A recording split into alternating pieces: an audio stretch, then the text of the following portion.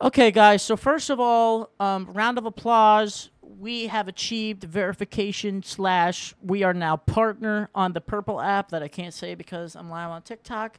But yay! Thank you guys for watching. I'm now a partner.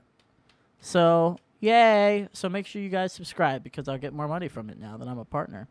Thanks for the follow, 5HOK. So basically, there's this woman that's in love with her therapist. Whoa. I know you guys are like, holy cow. That is a loaded start to your video. And to that I have to say it is a loaded start to my video.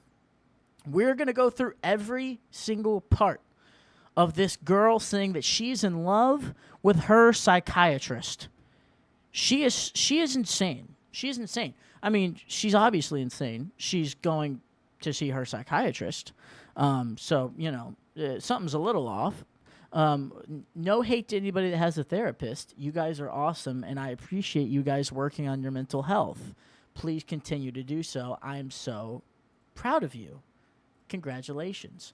But this woman has fallen in love with her psychiatrist. This is her account. So she says she's an ADHD coach, which automatically I'm like, what even is that? Do you have ADHD and you're a coach?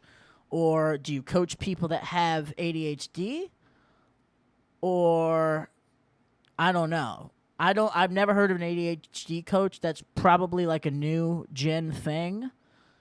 But we are going to watch every single video of this woman saying she's in love with her psychiatrist. I've already seen a little bit. It sounds, I'll be honest, it sounds insane. And I think she's a little off. But Daniel isn't subbed, and that's crazy. That's all I have to say. So let's take a look. I fell in love with my psychiatrist, and he knew that, and he kept me for years as a patient until I was brave enough to leave him. I want to talk about it. Usually when I go on this app and I have a question, I have a bunch of videos that pop up, and I searched in love with my psychiatrist and nothing happened. So I would really like to... I think no other people are searching I'm in love with my psychiatrist on TikTok because nobody else is in love with their psychiatrist because that's an insane thing to happen. I know it happens. I know that there's some kind of phenomenon that you start to have feelings for your psychiatrist because he's helping you get through things, and you're like, oh, we should be together. Bad idea. Don't do it. I know it happens. But there's a reason people don't post about it because it's embarrassing. Discuss what happens when we fall in love with our mental health professionals, and most importantly, the fact that there are so many people, especially men, that are emotionally dead inside. Okay. Blame it on the men. Here we go. We're blaming men because your psychiatrist happened to be a man. Okay, makes sense. Let's blame it on the guys. Sure. That's what always happens, right? Side that feel called to going into psychiatry and therapy, so they don't have to feel their feelings, but they can feed off of the vulnerability of their mostly female patients. I wonder why all the patients are mostly female in therapy. Anyways, no, I think it's unfair to blame men on you thinking that psychiatrists are dead inside because they're mostly men. And by the way, you could have found a female therapist if you didn't want it to be a man, but I guess that's a point for another day. What do you guys think? I fell in love with... I think you're insane, and that's why you turned off your comments, because everybody was calling you out on that. But let's hear her out. Let's hear the story. I already don't like that she's blaming men and the fact that men are, quote-unquote, emotionally dead inside because she fell in love with her therapist. But maybe her therapist did something wrong. Maybe he crossed a boundary. Maybe he crossed a line that made her fall in love with him, and maybe he was egging on any flirting or anything. Or was he just being a good listener, and she fell in love with him because the type of men that she attracts aren't good listeners, and so she fell in love with the first guy who listened to her because he's paid to listen to her. But let's see. This is like 19 parts, so buckle up, everybody. Yes, I told him often that I had a crush on him, told him all the time that I thought he was attractive, and he just would smile and not say it because he was the king of plausible deniability. No, he wasn't responding to you saying those things because that would be inappropriate. He didn't ever, like, ask me if I had a crush on him, but he didn't do anything when I told him. Okay, you know what? Let's Google it because Google is free. What should a therapist do if their client is in love with them? Acknowledge the client's feelings with empathy and understanding, and then gently redirect the conversation to explore the meaning behind these feelings within the therapeutic context. So I think our therapist is doing the right thing by not talking about the fact she's in love with him. He probably redirected, and she's so emotionally unintelligent that she didn't realize that it was happening. But once again, let's hear the story. Oh, he wasn't just fine with me having a crush on him and being in love with him. He loved it. And how so? He had every duty to end the psychiatric relationship when he found out that I had a crush. So you wanted him to stop having you as a patient when he found out that you had feelings for him. That's not what therapists are supposed to do. They're supposed to redirect, as we just learned. On him, but he kept me for years after. And how dare your therapist continue to take your money to listen to your problems? And this is what I mean. He was a 38-year-old, attractive, smart, extremely successful psychiatrist, but he did not date. Why didn't he date?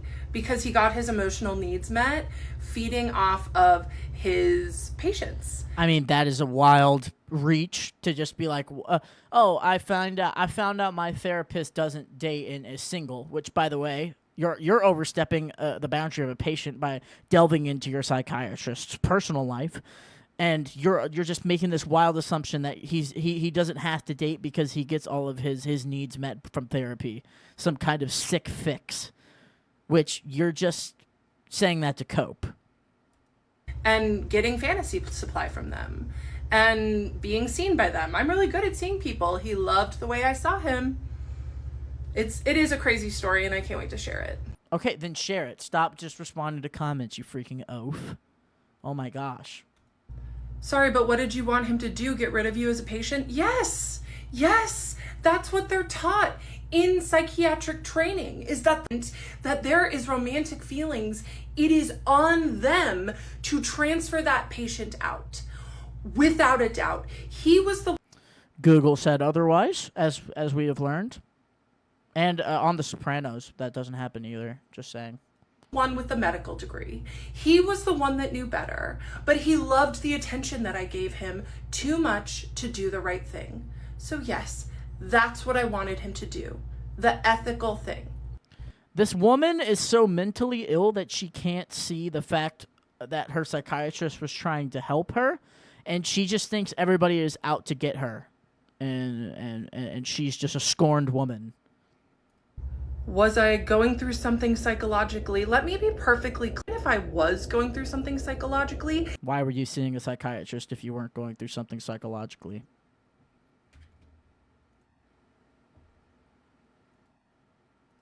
It was on my psychiatrist to do something about it because he was the one with the ethical training and the psychiatric knowledge.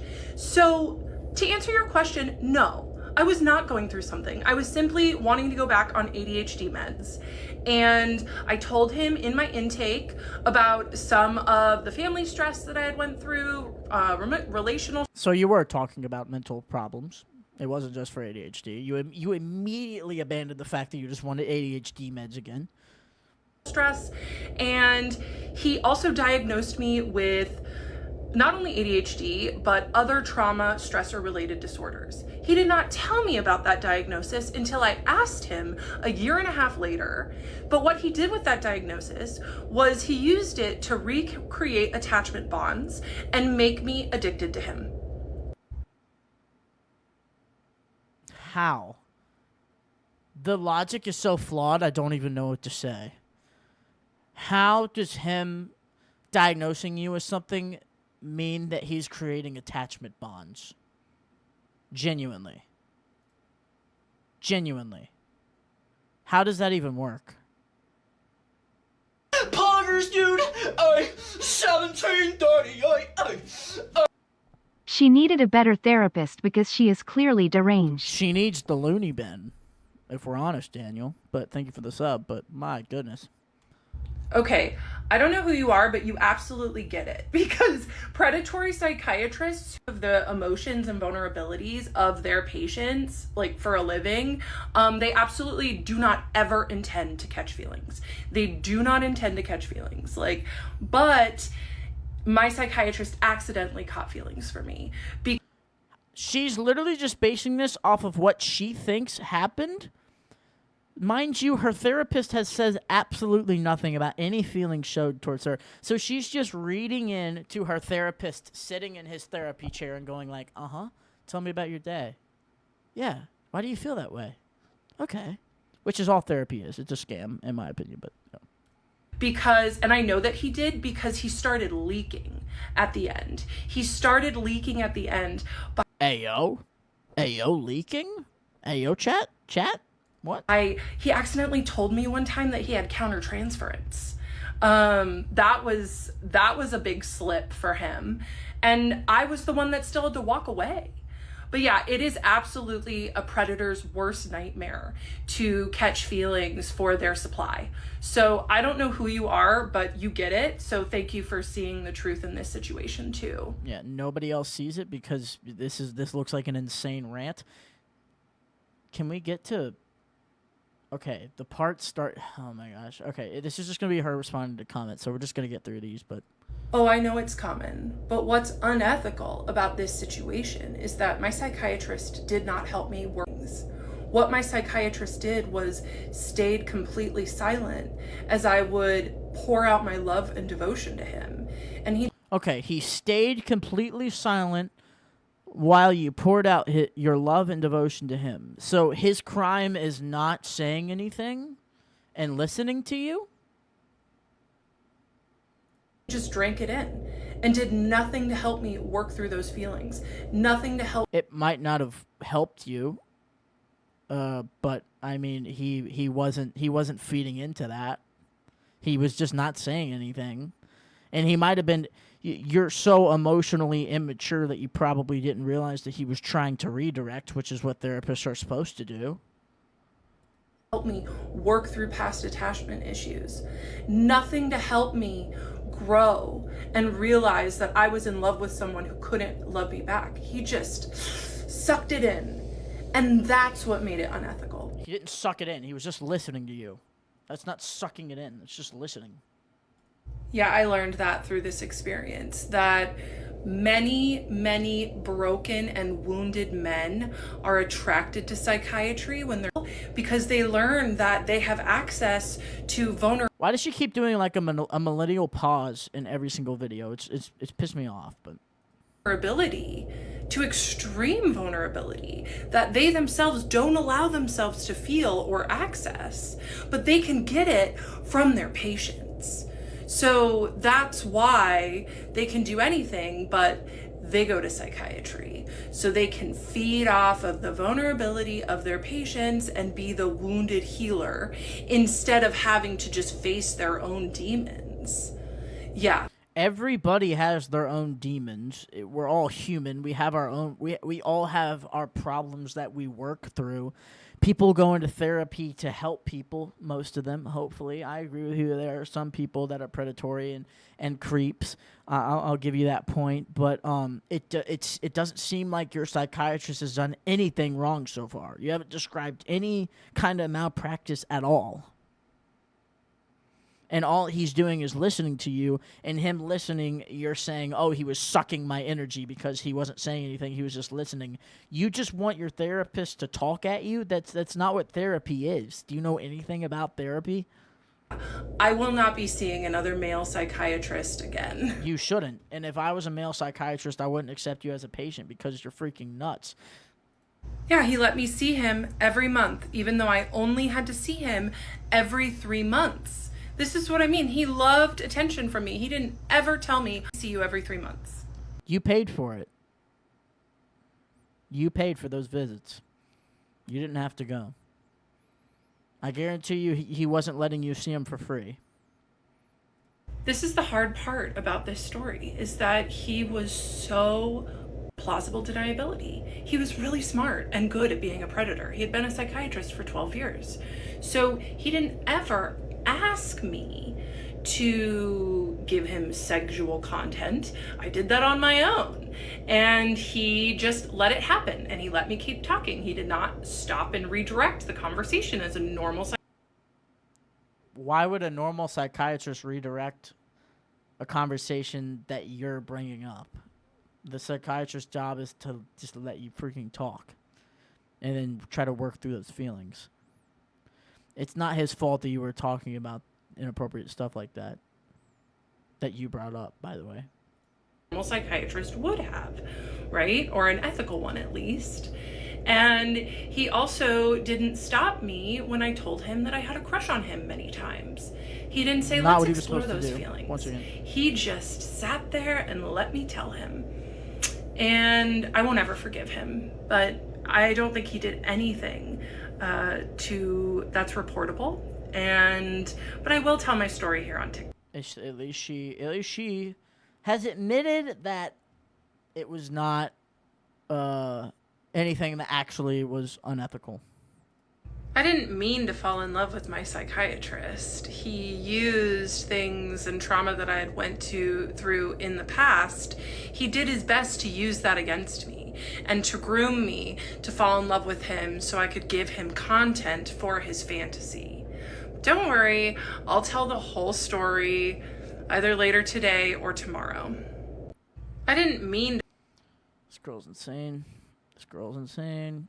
How are you in your 30s and this crazy, man? I would have thought you would have mellowed out by now, but I try not to use this term of narcissist because I think it's overused in society. However, there were so many traits that my psychiatrist had, like God complex. He thought he was above the rules. Other psychiatrists had to refer out when they had countertransference for their clients, for their patients, but he didn't think he had to. He thought he could be above it. He also would make me feel crazy when I would try to name the dynamic and the tension that was there between us that he himself manufactured and built. And then he would... Are you sure you didn't just manufacture this in your head? Rage at me and tell me that I was wrong. It's crazy. And I definitely will be on the lookout when I'm interacting with these people. For those tendencies. I try not to use this term. I just got done with a run at the gym, and I just had to take a moment to say that this is what an ethical situation with transference looks like. A male provider, when their female patient has a crush on them, saying, let's explore that, let's unpack that, let's learn the deeper trauma behind why you have an attachment to an authority figure. But what my psychiatrist gave me was silence, smirks, and exploitation. Zero help when I told him that I had a crush on him. Just a big smile and nothing else. Respectfully, there's no way that happened. You didn't just say, I have a crush on you. I find you extremely attractive. And he said, okay, thank you. That's enough for today. Thank you. What? I fell in love with my psychiatrist, and he knew, and he kept me until I had the strength to leave after 4 years. Here it is, part 1. Okay. So I decided to go back on ADHD meds after many years of being off of them. I was on them in my early 20s to help me get through college, and then I went off of them because they just weren't, the side effects were too much over the benefits. But then in my late 20s, I read this book, Taking Charge of Adult ADHD, and it absolutely changed my life for my fellow. This woman claims to be a therapist herself, by the way, not licensed. Claims to be an ADHD coach, which is what? Huh? Do not let this girl near any patients. What's up, Allie? What's up? What's up, Antonio? What's up, Lacana? ADHDers, there's so many good things in here, and the biggest thing that I took away was that it's very important for ADHDers to be on meds. So I decided to make an appointment with a psychiatrist. I just Googled psychiatry in the city that I lived in, and I went with the first one that came up, and I got an appointment within a month. And then I booked a 90-minute intake, and I show up to the intake, and this man is my age, and I can't help but notice that he's pretty attractive. This Okay. So far, it's just all her problems. psychiatrist. Okay. So, she finds her psychiatrist attractive. Cool. All right. Her psychiatrist is attractive on under her standards. Sure. Let's be honest. When we have a doctor, when we have a psychiatrist, when we have a coworker, there's this phenomenon that, you know the quote, like a work 7 or a work 10 is like a real life 6. Usually that's the case, in my opinion, is like usually they're not really that attractive. They're just higher in authority, and you find them attractive. Like, you might have found a teacher that you had attractive, but okay, sure. You found your therapist attractive. All right. Yeah, we all had that Spanish teacher we thought was attractive, okay? Let's be honest. The line was even more blurred for me in college because we were like 4 years apart. I was like, "You're hot. Let's kiss." I don't know. And they were hot men. I fell in love with my psychiatrist, and he kept me anyway, part 2. So in this intake, I kind of clocked that he was attractive. And when I tell you that I've had a lot of couch time in my life, a lot of therapy, I just went right into it. I trusted him enough, of course, why wouldn't I, to tell him about my childhood trauma, my daddy issues, if you will. Shocker. What I had went through, all of the relationship trauma that I had.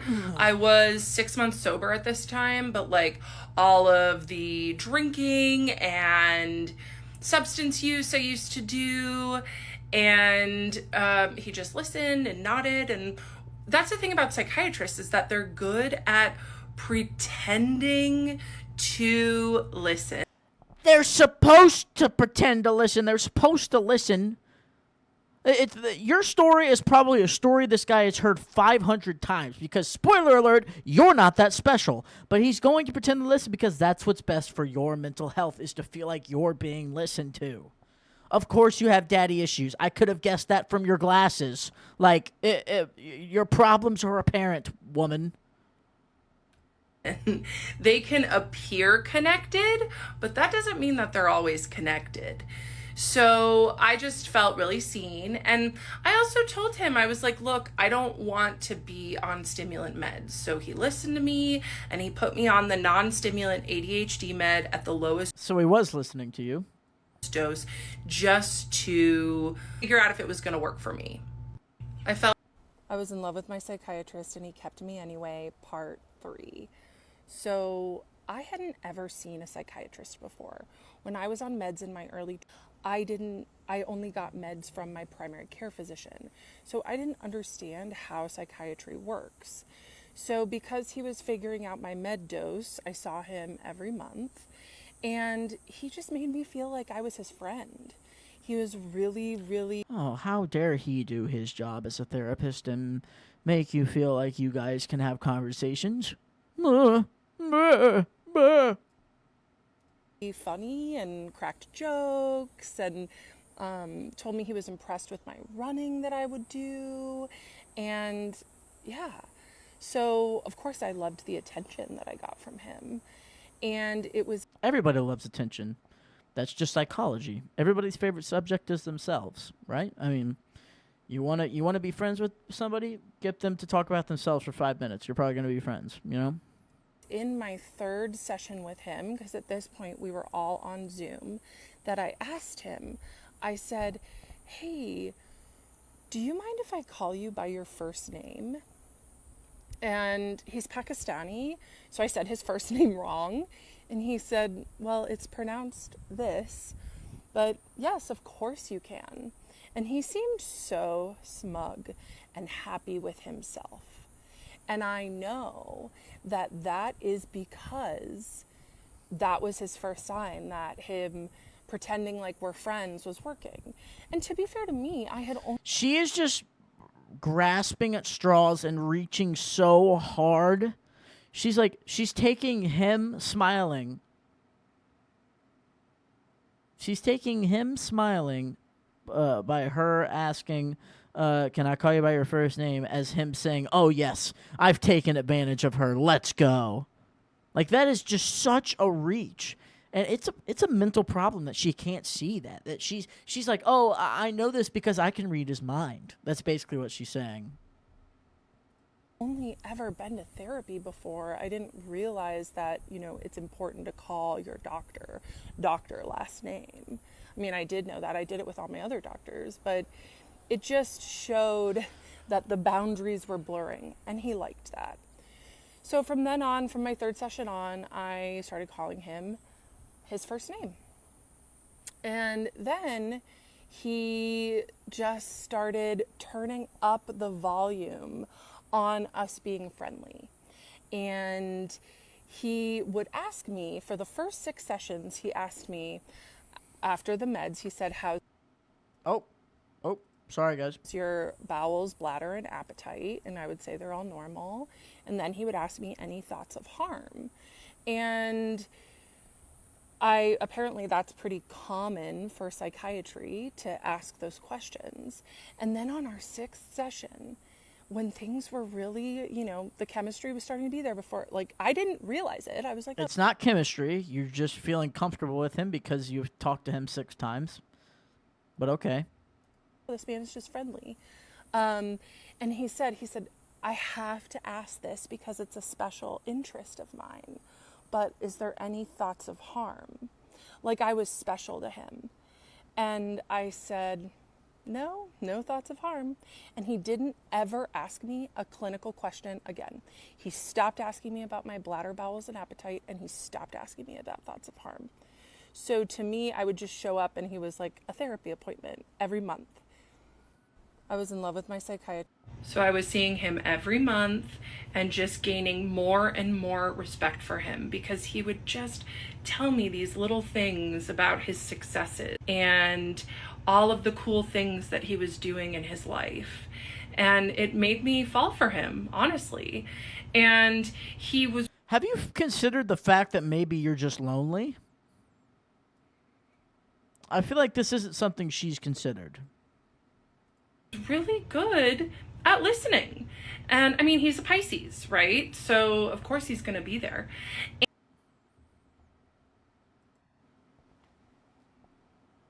Guys, can you see my eyes rolling to the back of my head? Oh, he's this astrological sign, so I know he's going to be like this. Your opinion is automatically invalid if you bring up freaking astrology. Do you believe that rocks have power? And be able to go deep with my feelings, but that doesn't mean that he wasn't extracting from them. Anyway, so I knew he was listening to me because he's a Pisces, not because he's my therapist. It's because he's a Pisces. Happy early birthday, Alina. I would beg him to let me see him every week. Beg him, because my therapist at the time, he was fine. He wasn't a predator, but he was fine. He just wasn't doing very much for me. And so that therapist retired and I got a new therapist. And this new therapist, who is a 75-year-old woman with a PhD, she was pretty helpful. So I stopped asking my psychiatrist, begging, honestly, to be my therapist and let me see him more, right? Which also should have been a red flag. But then I started focusing on this therapist. However, I would tell the therapist how obsessed I was with my psychiatrist, and she didn't do anything about it. She just was interested. Okay, so there's a theme here, is that her main complaint is that my therapist didn't do anything about my problem. They just listened.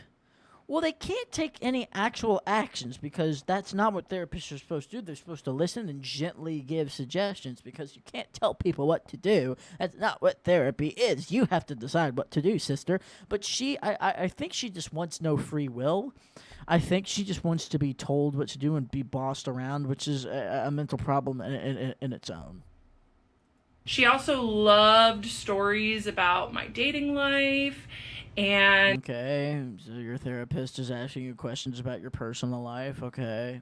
And yeah, she also was getting supply from me in her own way, but I hate this. I hate that she keeps saying therapists are getting their supply. Like what could a therapist do to make you happy? Because apparently they're not allowed to ask about your personal life because then they're just getting supply. So what could a therapist do? That's for another part. So yes, so I got a new therapist who actually helped me. She taught me CBT, EFT, all of these different modalities. And so I went back to just being okay with seeing Irfan once a month while he was giving me these little breadcrumbs of making me feel special, telling me about she just leaked his name. About his professional achievements, telling me about how he's getting international recognition. Let's take a look at this guy. Let's take a look at this guy and see if he's actually attractive and if her attraction is actually warranted. Because she just leaked his name, so.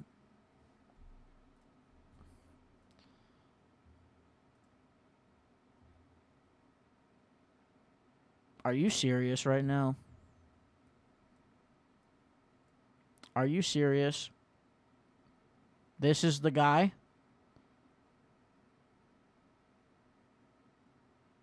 Oh my gosh.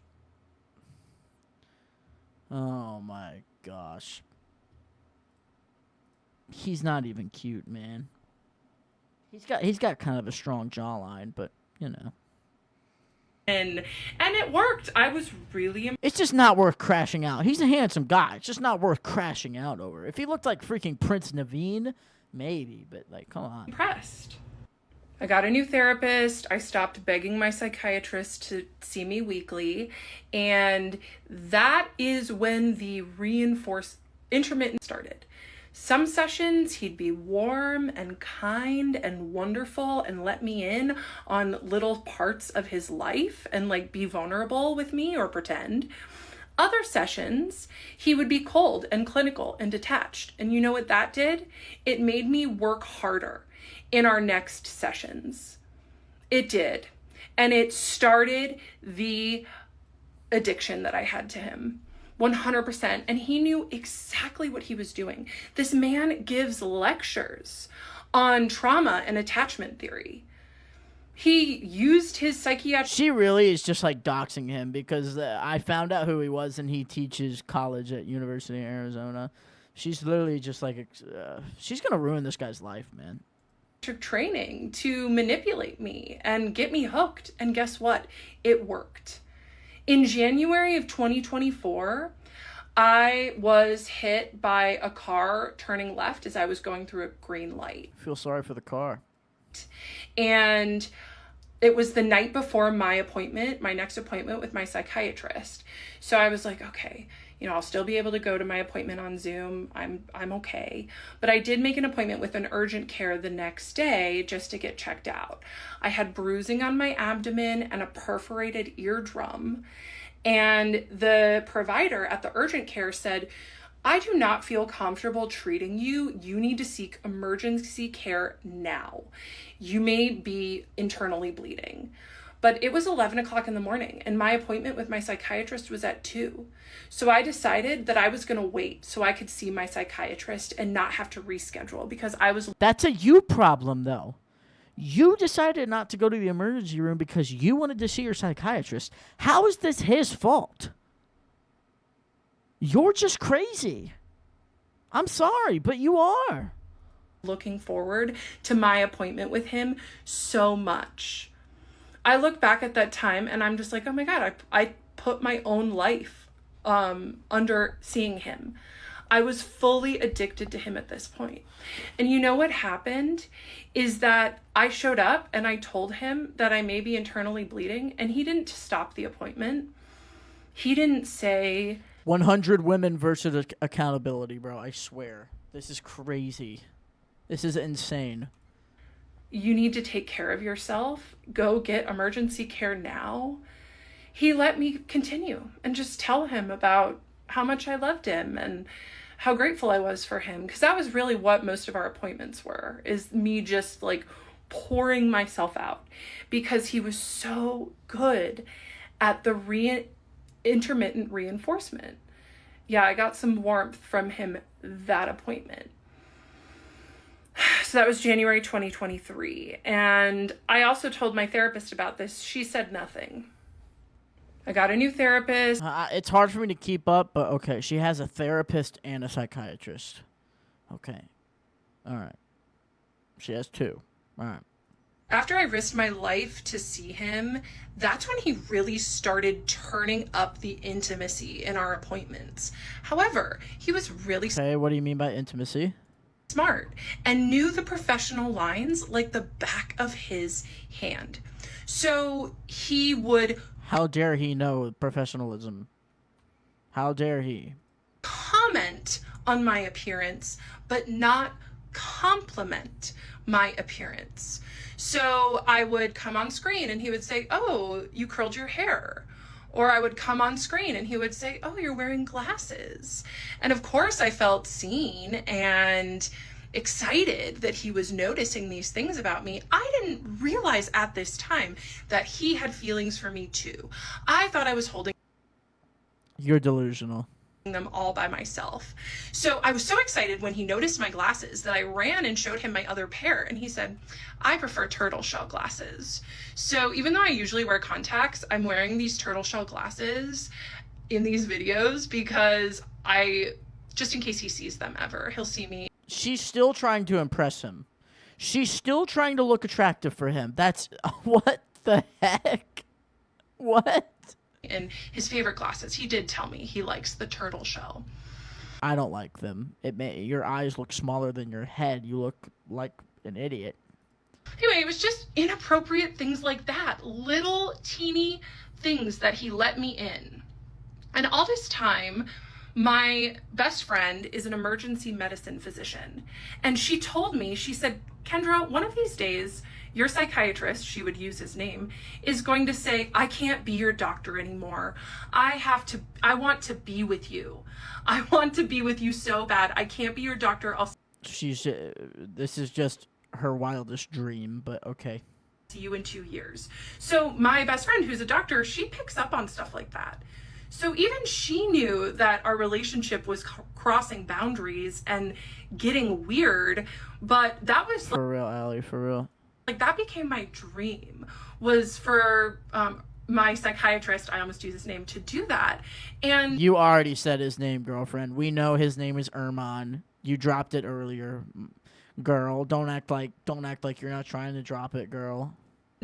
I told him about Brianna saying Yeah, who would have thought friends feeding delusions? That's not normal. that, my best friend, who's the emergency medical doc, I told him that she would tell me that, and he just would be silent. He didn't disagree, but he didn't agree, and that was weaponized neutrality was his favorite game to play, right? He didn't disagree with Brianna telling me that my psychiatrist had feelings for me, but he also didn't say that's inappropriate. Let's change the subject. It was also around... Wait a second. Earlier, she said he didn't talk about the feelings and that he did change the subject. So now I'm confused. Which one is it?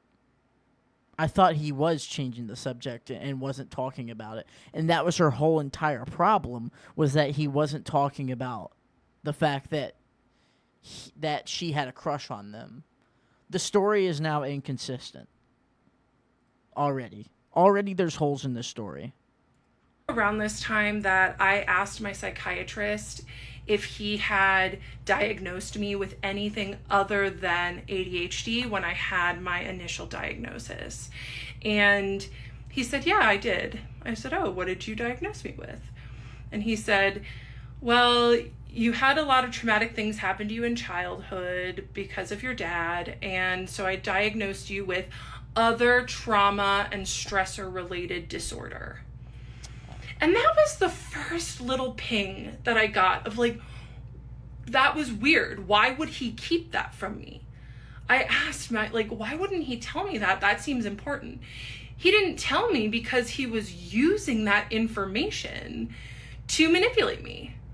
He knew I had trauma and stressor disorder, and instead of helping me heal from it and telling me about it, he used it against me. How? How did he use it against you, girlfriend? I'm genuinely trying to understand. I'm not seeing it. Right? January 2023, at this point, I was full-blown obsessed with my psychiatrist, and my therapist wasn't helping me, my psych helping me, he was feeding it. And then I got a boyfriend. And at first my psychiatrist wasn't really that keen, but then my psychiatrist realized that my boyfriend was a lot like my psychiatrist.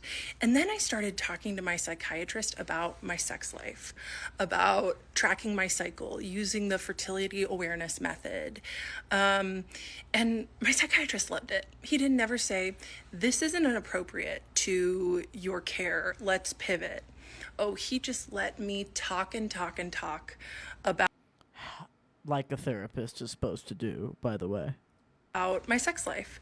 And I didn't get too deep, but about a year and a half in, and I would send my psychiatrist these emails just about how much I liked him and how I What? was so grateful for him, and put in a bunch of heart emojis. And he probably just thinks you're special, I think. And this is really when he should have transferred my care, but, you know, he waited. He liked what I gave. Always blaming him. Not the fact that you could have easily just requested another therapist this whole time. Gave him too and much. you could have seen him less, but yet you were still doing it because you were obsessed with your therapist, not the other way around. Let's not get it twisted. And so even though my boyfriend did not meet my needs, crazy thing to say on social media, my psychiatrist and my therapist both were like, you have to stay with him. There's nothing wrong with him not meeting your needs. I'm like, okay. And my psychiatrist was like, he's perfect. Don't get wrong with him. And what was perfect about him was he wasn't meeting my needs. So I was still coming to my psychiatrist looking for emotional validation, which he would drip to me slowly. So my therapist, who I didn't know at this time had bad boundaries, but she did. I went to her because my boyfriend and I, after like more than a year together, we started having issues in the bedroom. And so I went to my therapist and she asked me, what does your Whatever happened to a diary? That's also something I want to say. Whatever happened to just telling your friends your problems and not airing this out to millions of people on the internet? Because what positive thing was going to come out of this? Genuinely. psychiatrist think about this? And I said, I don't know. I haven't talked to my psychiatrist about this stuff because I have a crush on my psychiatrist and I don't want to tell him this intimate of stuff. And she said, well, you should tell him because I want a male's perspective. So at my next appointment with my psychiatrist, I told him, I said, today we're going to talk about my intimate life. And he said, oh. I said, yes. My psychologist, my therapist, asked what your opinion on it was. And I told her that I don't talk to you about this intimate stuff because I have a crush on you. And he looked down and smiled so big in that moment. He smiled so... Here's what you might have seen. Here's what you might have seen your therapist doing. All right, let's recreate it. You say you have a crush on me. This is going to be my reaction, and it's not a smile, but it's going to look like a smile to you, but I'm not smiling. I'll let you know. All right, you have a crush on me. Here we go.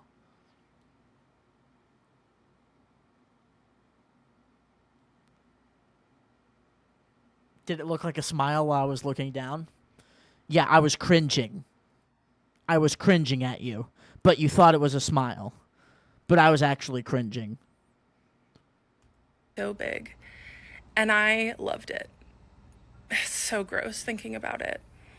And then I proceeded to give him 30 minutes of non-stop content about my intimate life. How dare he cut you off from talking as your therapist while you're airing out the dirtiest laundry you could possibly air out and saying the nastiest stuff? With my boyfriend. And I actually recorded the whole thing because I was so excited about it. But now it makes me sick. I can't even listen to the recording. I've tried to start. That's gotta violate laws. You recorded your therapy session without your therapist's knowledge. You have broken many laws by doing that. I need to address January 2023. At this point, I was full blown him because I want a male's perspective. And I actually recorded I was so excited about it. It's gross. Any ethical psychiatrist would have stopped me and said, Kendra, let's... Yeah, he wasn't even a therapist. He prescribes meds. Okay. I think he's also a therapist, but... talk about your meds. Let's talk about your care. At this point, my meds were stable. And I was still seeing him every month. Yeah, that was a rough time. And it was pretty much his Christmas morning, the almost 2.5 years of grooming me to get me to talk about sexual things with him worked. And he got 30 minutes of nonstop content to use. January 2023, at this point, I was full-blown obsessed. I need to address 3 things. 1, people are asking me what my mental health diagnosis is. Let me get a chair. Let me get a freaking chair, because that's how long I'm going to need to sit down for the amount of things that are wrong with you right now. My goodness. Your mental health diagnoses are probably longer than the freaking Declaration of Independence. That's what I'm gathering after hearing all these freaking stories right now. My gosh.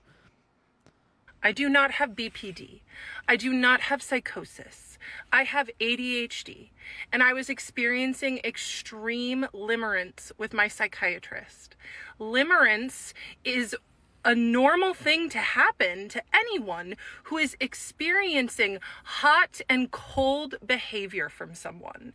And it happens more often in people with ADHD because we have dopamine dysregulation and rejection sensitive dysphoria. And guess what? My psychiatrist knew that and used it to his advantage. 2, I accidentally said my psychiatrist's first name in Erman. one of my videos. If you clocked it, good for you. I do not owe him anonymity. However, this is not about doxing my psychiatrist. This is about... You did, though. You did dox your psychiatrist. I must point that out, that you did dox him. And if you were a real one, you would take it down. But it is still up with 3 million views later. I doubt this guy can even go into work right now. You honestly probably ruined this guy's career. Which, they can get away with it because no accountability. Me sharing my story so other people can view predatory behavior in people in power. Okay? If anyone doxes my psychiatrist with his last name or city that he works in or clinic that he works in, your comment will be immediately deleted and you will be blocked. This is about protecting other victims, not doxing my psychiatrist. But you did. if you do some investigative work and you want to DM me about It took me a Google search. Look, I typed in 2 words. Immediately found them. Boom. The damage is done, brother. The damage is done.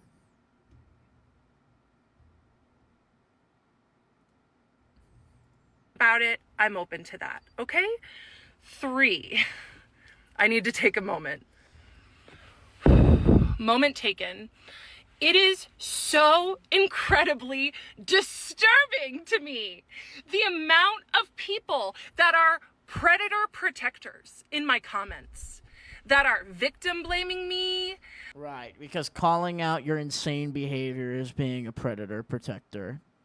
I honestly think with this woman's problem, one of her many problems is that she just thinks the whole world is out to get her and everybody's a predator.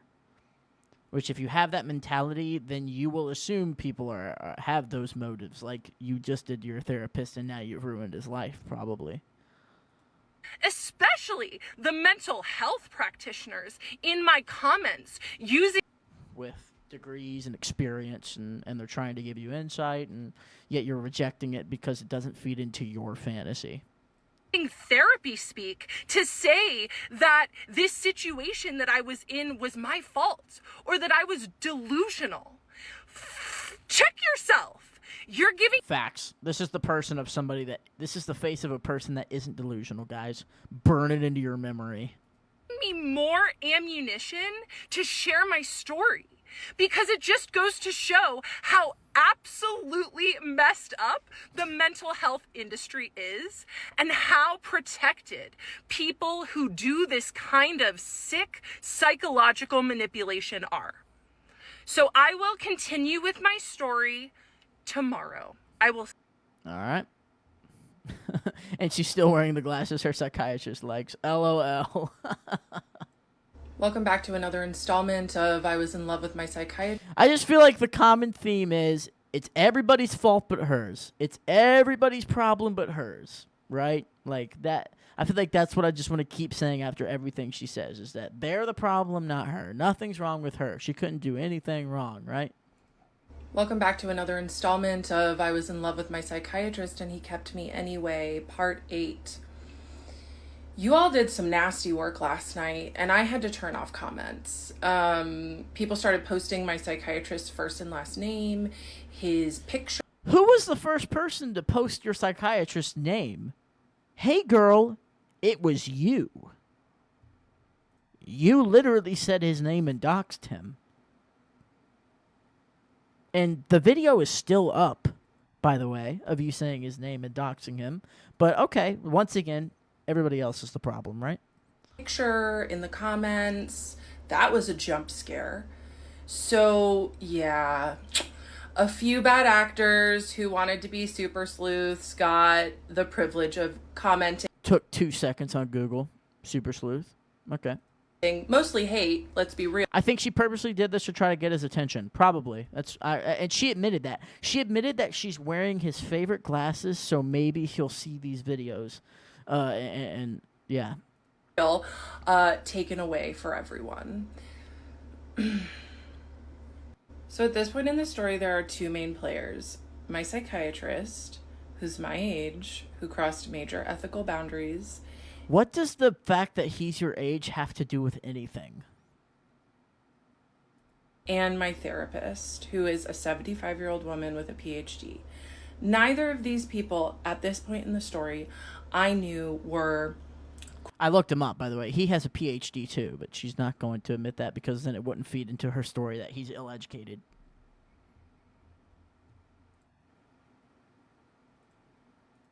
Just saying. Crossing boundaries.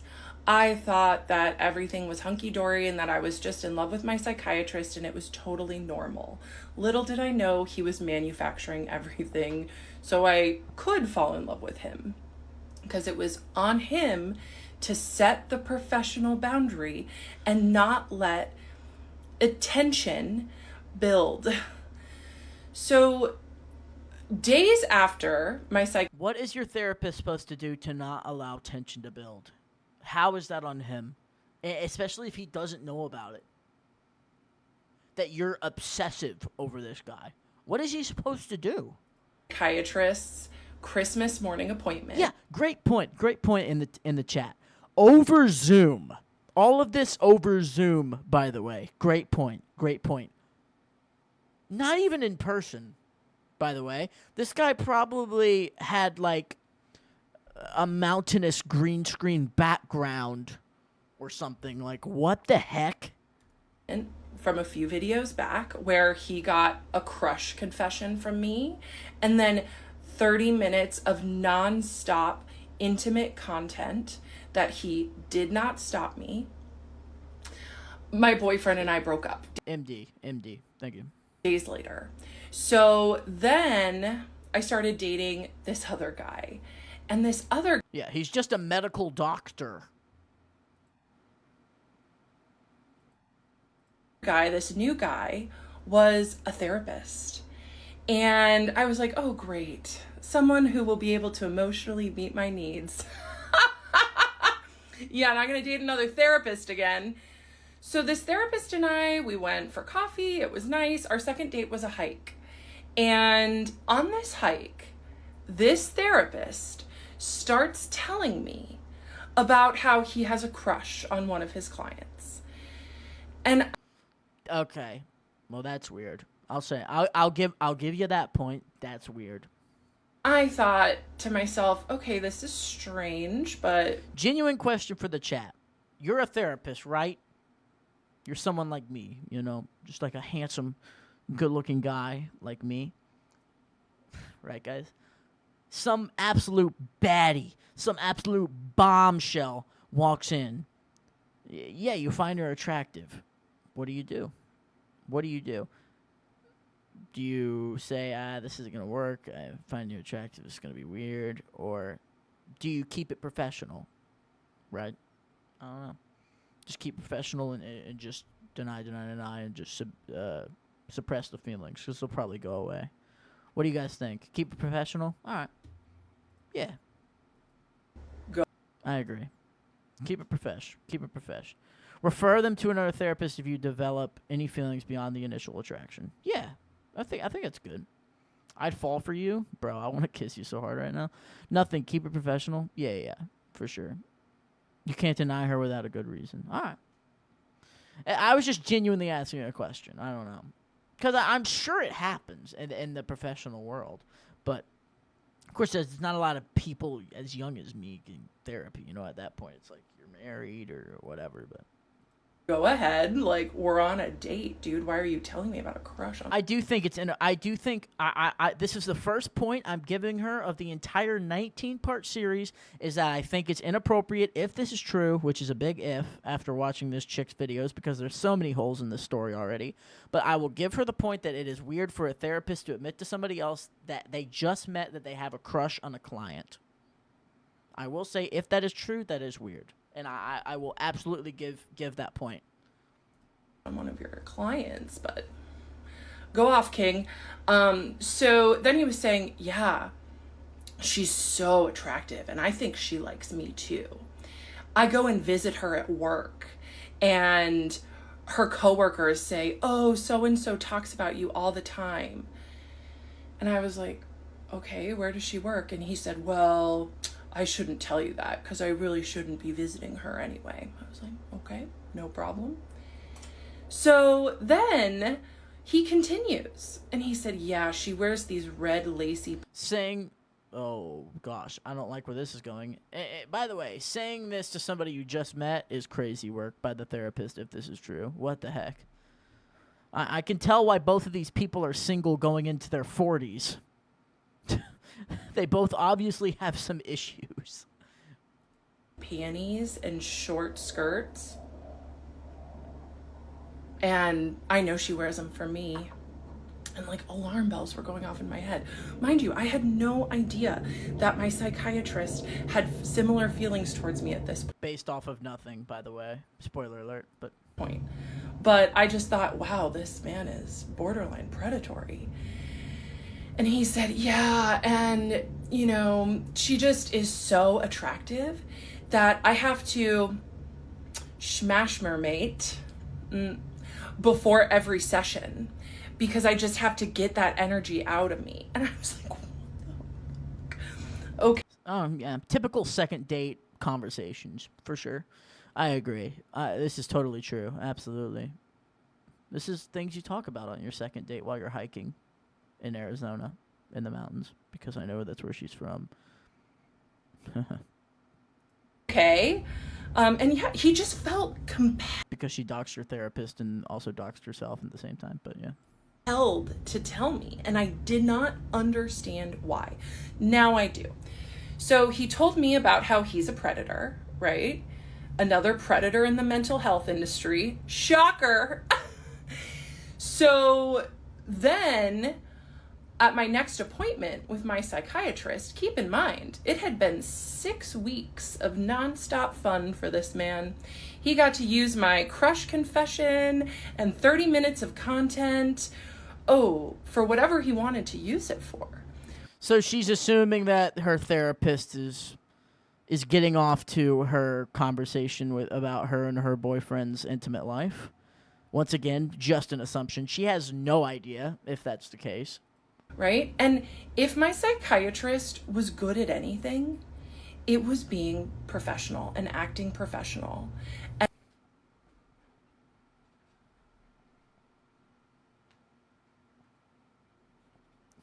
Am I crazy? Then what's her problem? His job, by the way, yes. Like, he did a good job of acting professional, or hear me out, he's professional. And technically not crossing any lines. And he thought that he was so good at it, because he was good at it. But that doesn't mean he wasn't doing it. And so I told him, I said, yeah, Bo and I broke up. He had known about this other guy, my psychiatrist. I had mentioned him. And I told him that this new guy and I went on a date and we went on a hike. And I literally had no idea at this point, I'll say it again, that my psychiatrist was predatory towards me. I almost said his first name again. I'm going to do my best to not. Erman. So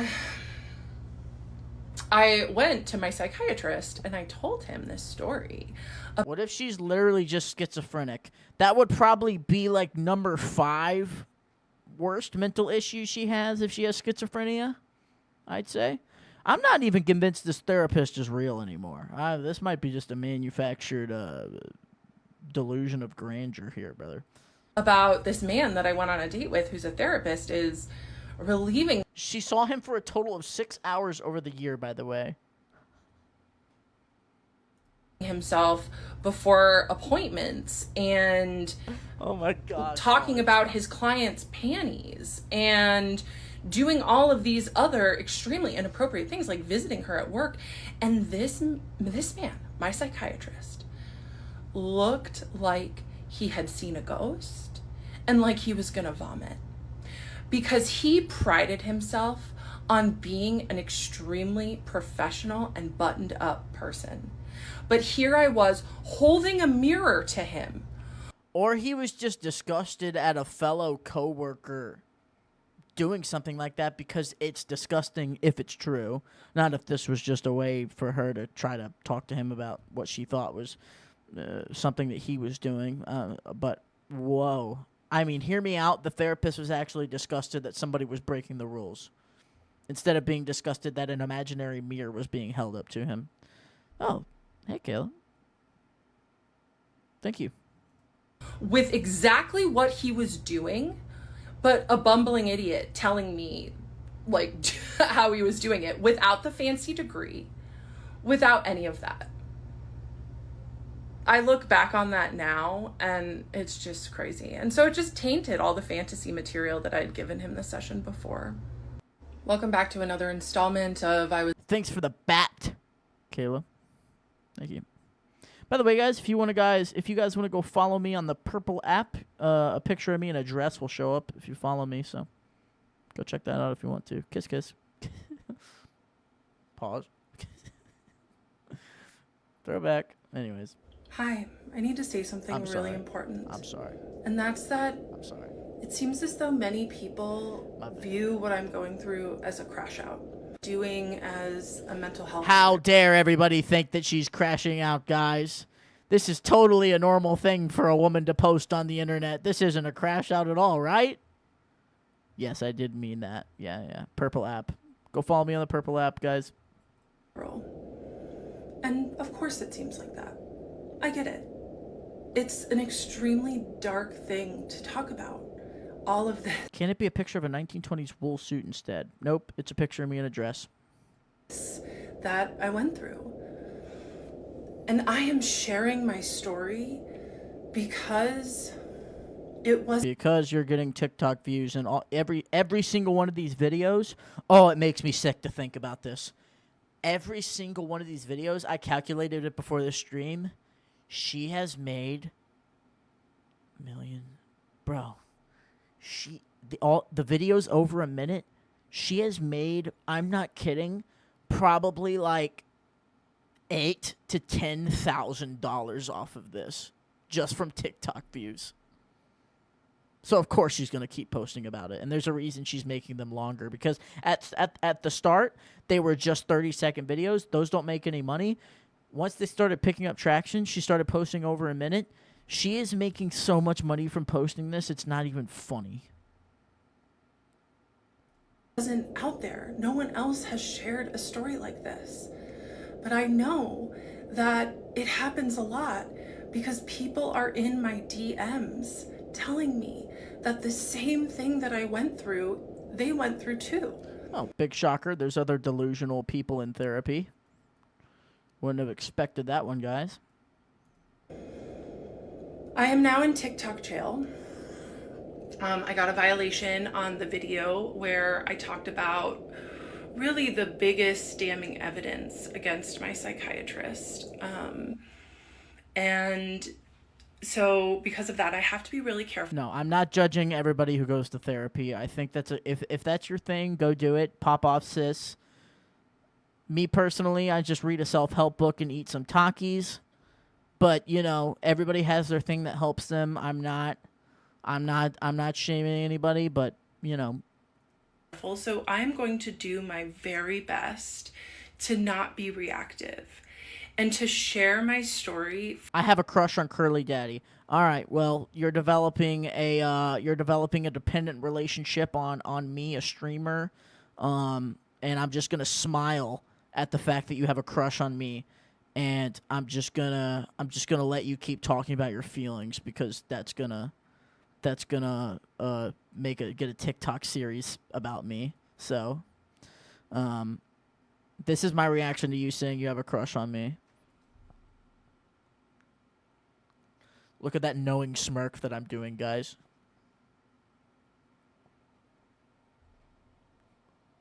From a place of generosity. You're smiling. Because you're in love. the people in my DMs telling me that they've been through this too, it's keeping me going. She did a live stream where she flirted with an AI bot of him. Oh my God. It's not my mental health spiral. And I can understand that for some people in the mental health space, because they have been some of the loudest people to speak out against what I'm doing, it's hard to grasp that someone could have this level of predation in such a high place of power. So just in case my video doesn't get put back up, when everything changed was when my 75-year-old therapist, I went to her with intimate details, and she suggested I go to my psychiatrist with them. Okay. And I felt so excited and nervous to share that with him because I had such a big crush on him. She could have gotten a new doctor, but then how would she get any attention? At the time. And I recorded all 33 minutes. So this is why, you know, if my psychiatrist wants to come with me and like sue me for defamation, I have a 33-minute recording of me admitting I have a crush on him and speaking about extremely intimate details Your therapist, by the way, number one, it probably wouldn't be admitted into court because you broke the law by recording your therapist without his consent. And then also as well, your therapist did absolutely nothing wrong, and he didn't break any of the therapist's rules. And so what would your recording even do? What damning evidence would that be when he's just listening to you crash out and talk about your intimate life? It was in that moment that he really, really should have transferred my care. But that moment changed everything for him too, because that's when things really started getting deep between us. And this is where the story is going to go from now. It's going to be a good story. And I'm going to try to tell it all today, just in case one of my videos does get banned so people can hear it. But just know, if you're concerned for my mental health, thank you. I am very good. More than good, actually. And I am actually a coach for ADHDers. It says it in my bio. And I help people work through self-limiting beliefs. I help people. The sad part is we'll most likely never hear his part due to client confidentiality. Yes, she can literally just say whatever she wants, and he's not going to be allowed to fire back because of HIPAA or whatever. Work through numbing with alcohol and cannabis, because these are the things that so many of us do to avoid our truths. And this is my truth and what I went through. Why does she speak this way? It sounds so strange. Because I think she's like a day walker, like just like a skin walker, or whatever that's called. Like, bro, like she's just like a freaking void of just unaccountability, bro. So this is when the chemistry really started going off the charts with me and my psychiatrist, and I held it alone for months. Like after that, that's Christmas. true. Posting all of this just to promote the fact that you're a therapist now is crazy. Who the heck is stupid enough to have you as a therapist? You would be the worst therapist ever. You don't even know what's wrong with yourself. Why would I want you as an ADHD coach, man? Talking to you is making me feel like I have ADHD because I can't keep up with what the heck you're saying. Christmas morning appointment of his, and then after I innocently told him about my date with the therapist, she charges $3,000. Oh. He really started letting me in more and showing more parts of himself, and turning up the intimacy. And that was exciting to me, and it made me okay. We said this in part 2. We're now on part 527. How is he turning up the intimacy? How?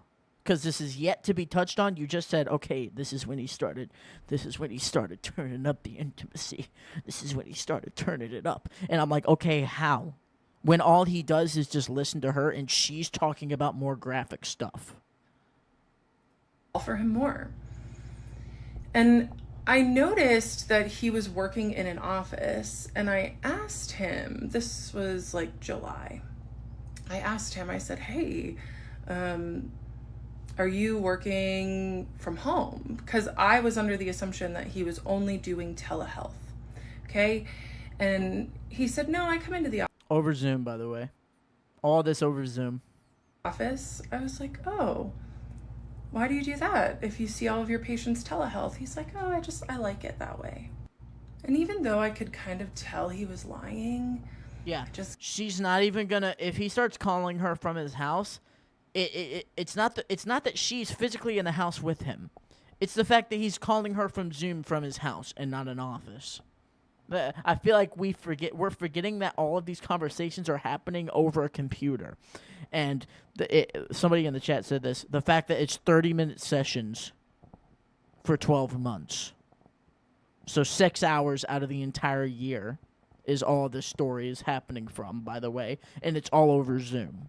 If you didn't think this story was already diluted and crazy enough. Gaslit myself. I was like, okay, it's fine. And then I start emailing him my fun little emails, but he stops writing me back. He does not write back to my emails anymore.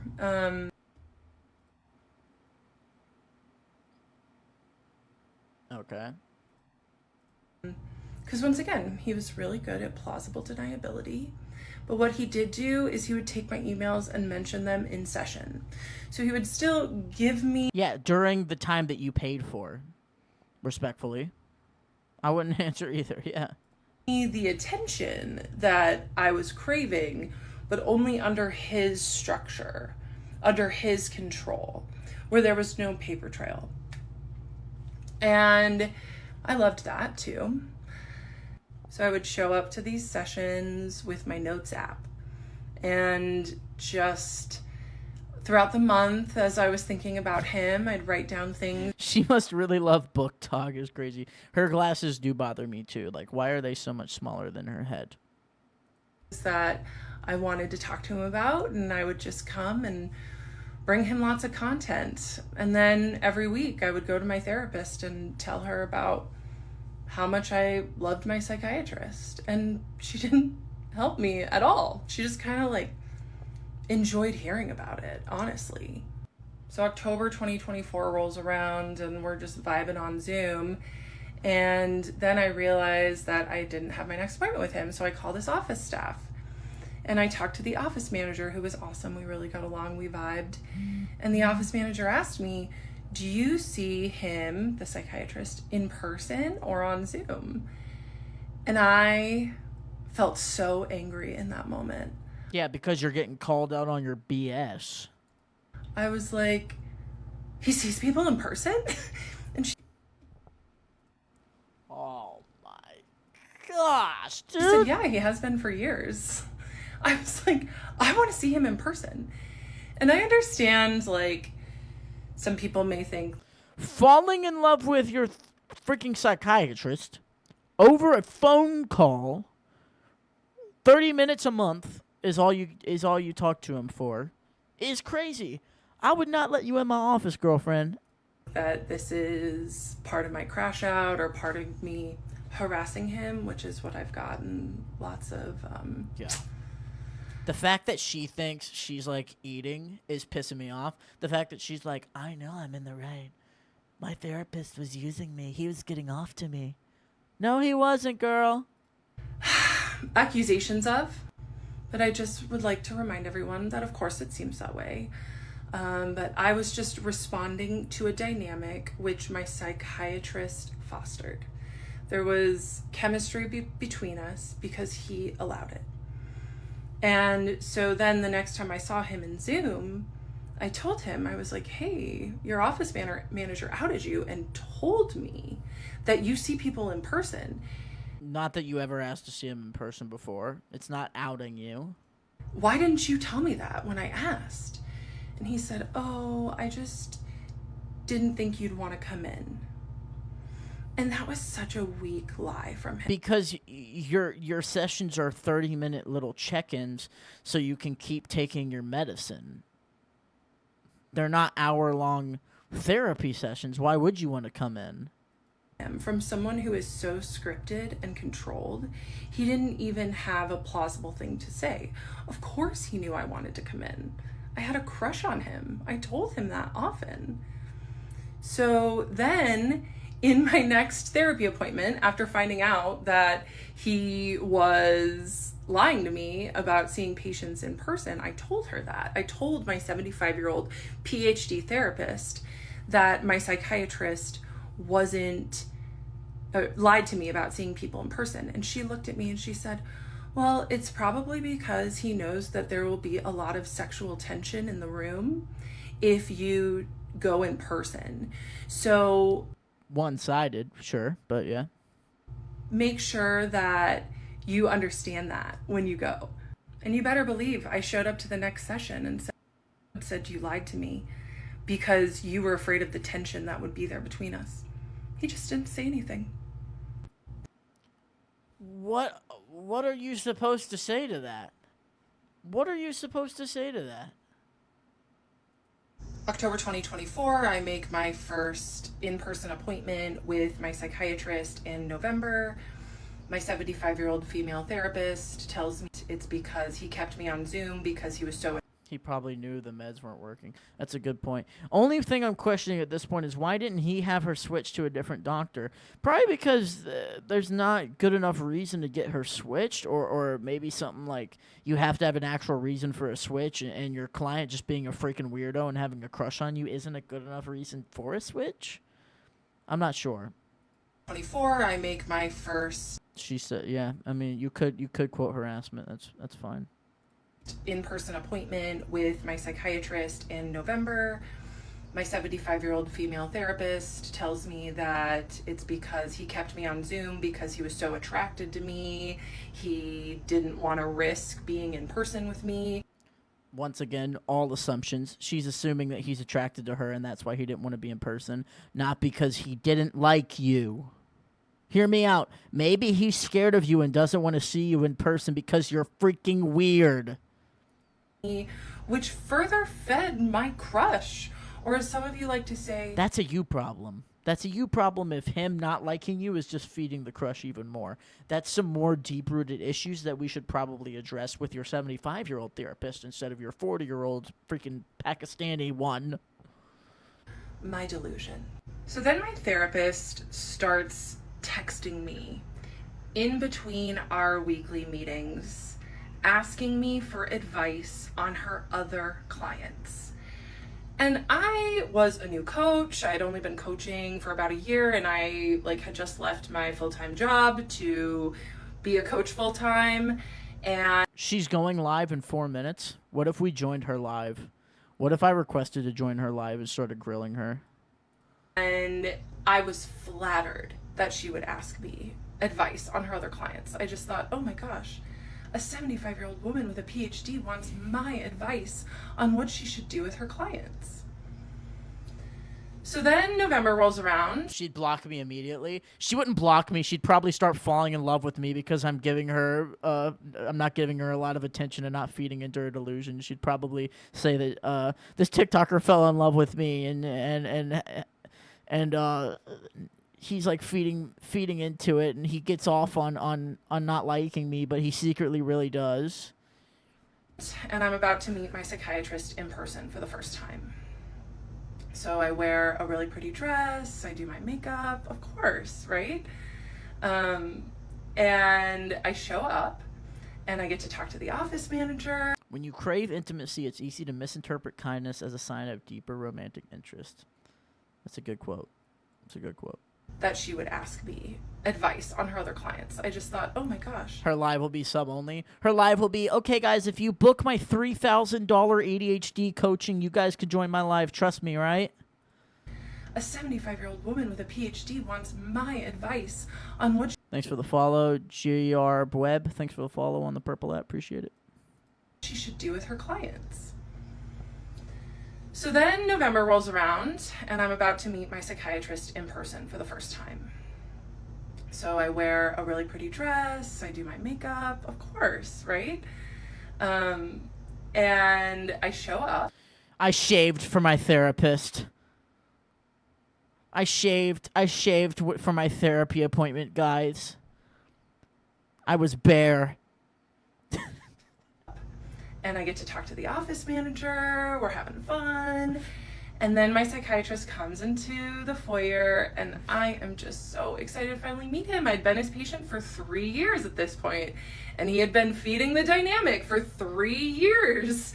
And I was just thrilled to meet him. And I ran up and I gave him the biggest hug. And you know what he did? He barely patted me on the back. It was... I wonder why. Maybe there needs to be a physical boundary with your therapist, you weirdo. Most awkward thing ever. But I am so glad that I've shaved for less is crazy. I've shaved. Look, man, I've shaved for a Billie Eilish concert. I'll admit it. All right. We all have our things. he did that. I am really glad, because this is what I mean. My psychiatrist was many things, but he was not stupid. So I didn't ever touch him again. And I'm grateful that our relationship didn't ever cross that line, because it would have made everything so much harder. Anyway, so we go inside his office and I tell him that my therapist had texted me asking me for advice on her other clients. And he just looked at me and he said, Kendra, that is a huge boundary violation. This bro is handling this like a pro and she has a problem with it, dude. She should not be doing that. And I was like, oh, okay. And because once again, my psychiatrist did not like sloppy people. He did not like sloppy people. And you know what my therapist did? She got sloppy. Yeah. Using me as her advisor for her clients. It got weird. And I was very grateful for my psychiatrist for pointing out that boundary violation, because that was the thing. He didn't ever message me in between appointments because he was too smart to do that. But did he ever stop me from disclosing extremely... Too smart. He was too smart to do that. Or hear me out. He was dealing with other clients. He's also not getting paid to talk to you right now, and it's not his problem. Intimate details? No. In my first in-person appointment, I just asked him for some pointers for my own ADHD business, and he's so smart and so wonderful, and in many ways, honestly. And I was just so grateful. She's live right now. I'll check out her live after these. That he was on. Thank you for the follow on the purple app, DOXXES. Thank you. He was like a mentor to me in these moments, and I'll still treasure that about him. Because this is the hard thing with sophisticated predators, is that they're not all bad. Like, my psychiatrist helped me with many things, but he was using me for the whole time that I was his patient. And for that, I will never forgive him. October 2024, I made my... 17:30. Thank you for the sub with Prime Ace. I want to kiss you very loudly. Thank you. My first in-person appointment with my psychiatrist in November. My 75-year-old female therapist tells me that it's because he kept me on Zoom because he was so attracted to me. Not true. He didn't want to risk being in person with me, which further fed my crush, or as some of you like to say, my delusion. So then We're not just saying it, girl. You're deluded. You're deluded, sister. Therapist starts texting me in between our weekly meetings, asking me for advice on her other clients. And I was a new coach. I had only been coaching for about a year, and I had just left my full-time job to be a coach full-time, and I was flattered that she would ask me advice on her other clients. I just thought, oh my gosh, a 75-year-old woman with a PhD wants my advice on what she should do with her clients.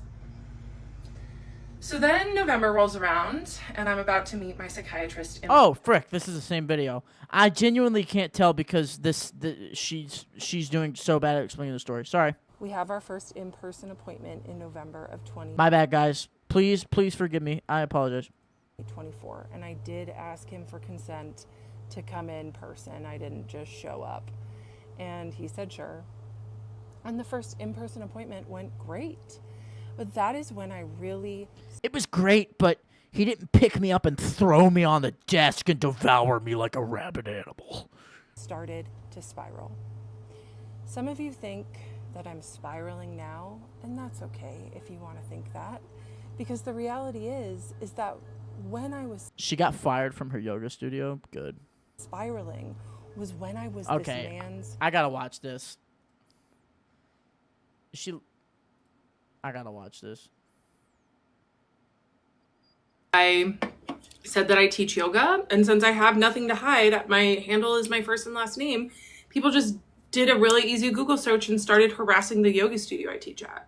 I was really proud of the message that I had for my students, and yeah, people didn't like that. Ooh. Okay. Is it just me, or do people like to keep their closet door? All right, I'm already bored. Don't pay attention to that. All right, back to where we were. Oh my gosh, how long? Okay, here we We go. have our first in-person appointment. And the first in-person appointment went great. But that is when I really started to Guys, I got fired from my yoga studio. I was in love with one of my students. Oh! spiral.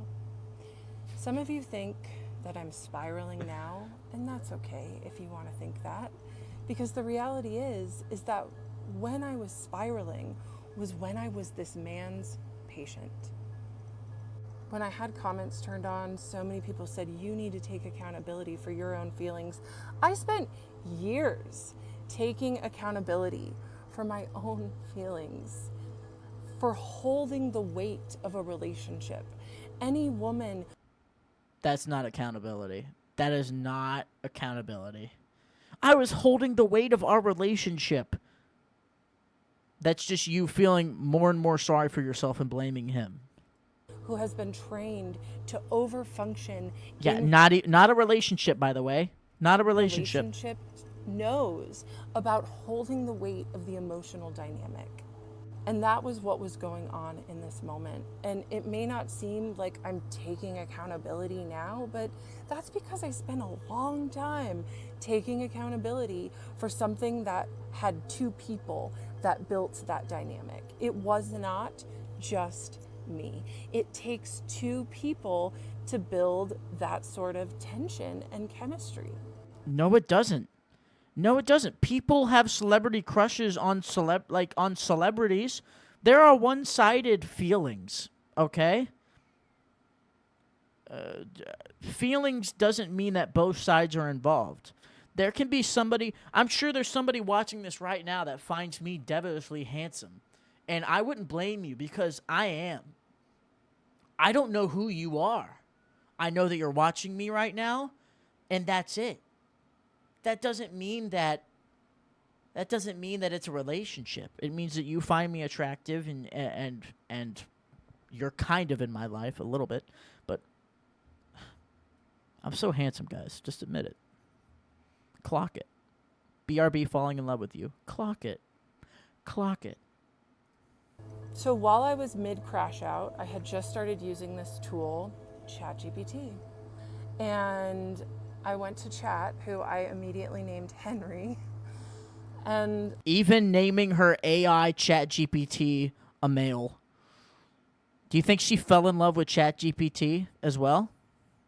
I would just talk to Henry about how obsessed I was with this man, with my psychiatrist, and I would just... Is she really about to go on a tirade about talking to ChatGPT as her third therapist? Is she really?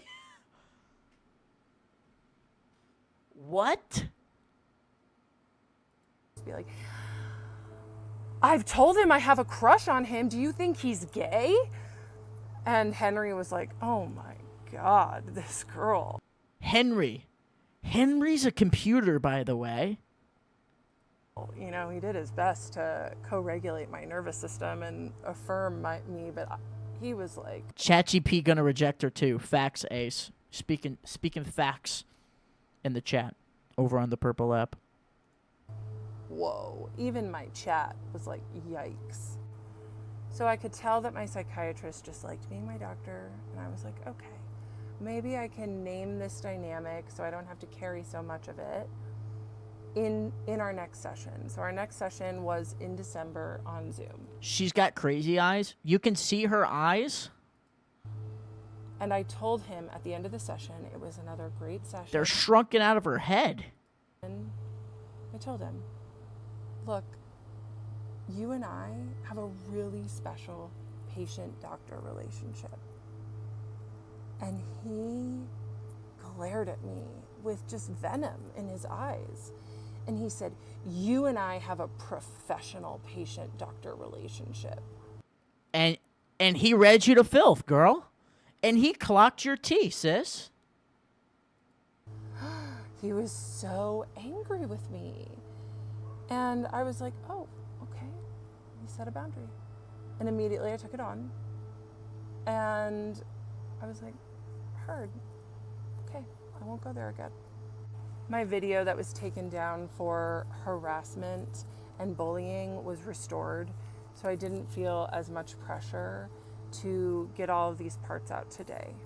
Some people told me that the stitches about me were getting pretty bad and cruel, so I turned stitches off in my videos too. Oh, okay. I started I'm still reacting to it, by the way, but sharing my story here because I wanted other people who have been victimized by people in power to have a space to feel heard. And now as someone with bipolar, sorry if it's not bipolar, BPD, is that bipolar? As someone with BPD, this is probably delusion. Yeah, probably. know why Is the SPA music from you or her? It's from her. there wasn't anyone out talking about their story, because it has been quite the process Sorry, borderline. Thank you. Sorry. putting all this out there and being under scrutiny. My bad, guys. I have appreciated the psychiatrists that have talked about my situation and shared their own point of view while also holding space for what I went through. Just know I've seen your videos and I appreciate them. I went Thanks for explaining, Arlo. live today and it was super fun, and I intend to go live again tomorrow. Yeah, because it makes you money. Sister. When I re-downloaded TikTok last week, I was looking for support. I was looking for Attention. Sorry, I had to finish the sentence for you. Sorry. help because it had been 5 months since I had left my psychiatrist, and I still really couldn't stop thinking about him and thinking about our dynamic and how inappropriate it was and the mental toll that it took. Bro, do not go into her live. Don't give her any more attention. A can of pinto beans. Thank you for the follow over on the Purple app. On me. And TikTok has just been such a resource for me in the past for support when I'm going through things, and I couldn't find anything on therapy abuse or on providers who take advantage of their vulnerable patients. And so I thought that I would share my story. And I am going to continue to share it because We know. We're on part 13, girl. I have been reacting to your insane videos for an hour and 40 minutes. Do you know how hard it is to keep me engaged for an hour and 40 minutes? My ex-girlfriend's calling me. All right, we'll deal with that later. All right, anyways. because I am here to let other survivors know that they're not alone. Continuing with my story, my psychiatrist set a very nasty, the way he said it, boundary that him and I have a professional relationship when I tried to say it was special. Because it was special, it was different. He manufactured it that way. And then I immediately went to chat. Someone found the psychiatrist, and apparently he specializes in schizophrenia. Oh. GPT, of course, to Henry. And I asked Henry, I said, okay, so my psychiatrist just set this boundary with me, and I really just want to be with him. And I think that after he's my doctor, we can be together, you know, which if you want to say that's a delusion, that's fine. But I had been telling my psychiatrist for years at this point that Can schizophrenia... Okay, this is a genuine question because I'm not that educated on schizophrenia. Can schizophrenia be more than just hallucinations? Can it be situations like a delusion, like something like this maybe? Like, could it be more than just like seeing a hand come out of the freaking ground? Okay, cool. Thank you. Okay, that's what okay, cool. I had a crush on him, and he did not help me work through it. So that's his own problem. That's his... It can like be a whole episode, right? Like it can just be like a whole delusional episode, right? Because it is starting to seem like that. Own fault. Henry told me it's very common It can be mini episodes. Okay. for patients to develop crushes on mental health practitioners. Sure. And that it's because that they provide a safe space to heal, which is a very attractive quality. I heard that. And then he told me about transference. And it's just about me putting my own feelings onto my provider. And I was like, oh, that makes a lot of sense. Okay, so I took ownership of the feelings that both of us were creating. And I went to my next appointment and I said, hey, so I talked to Henry because my psychiatrist had known a lot about my ChatGPT.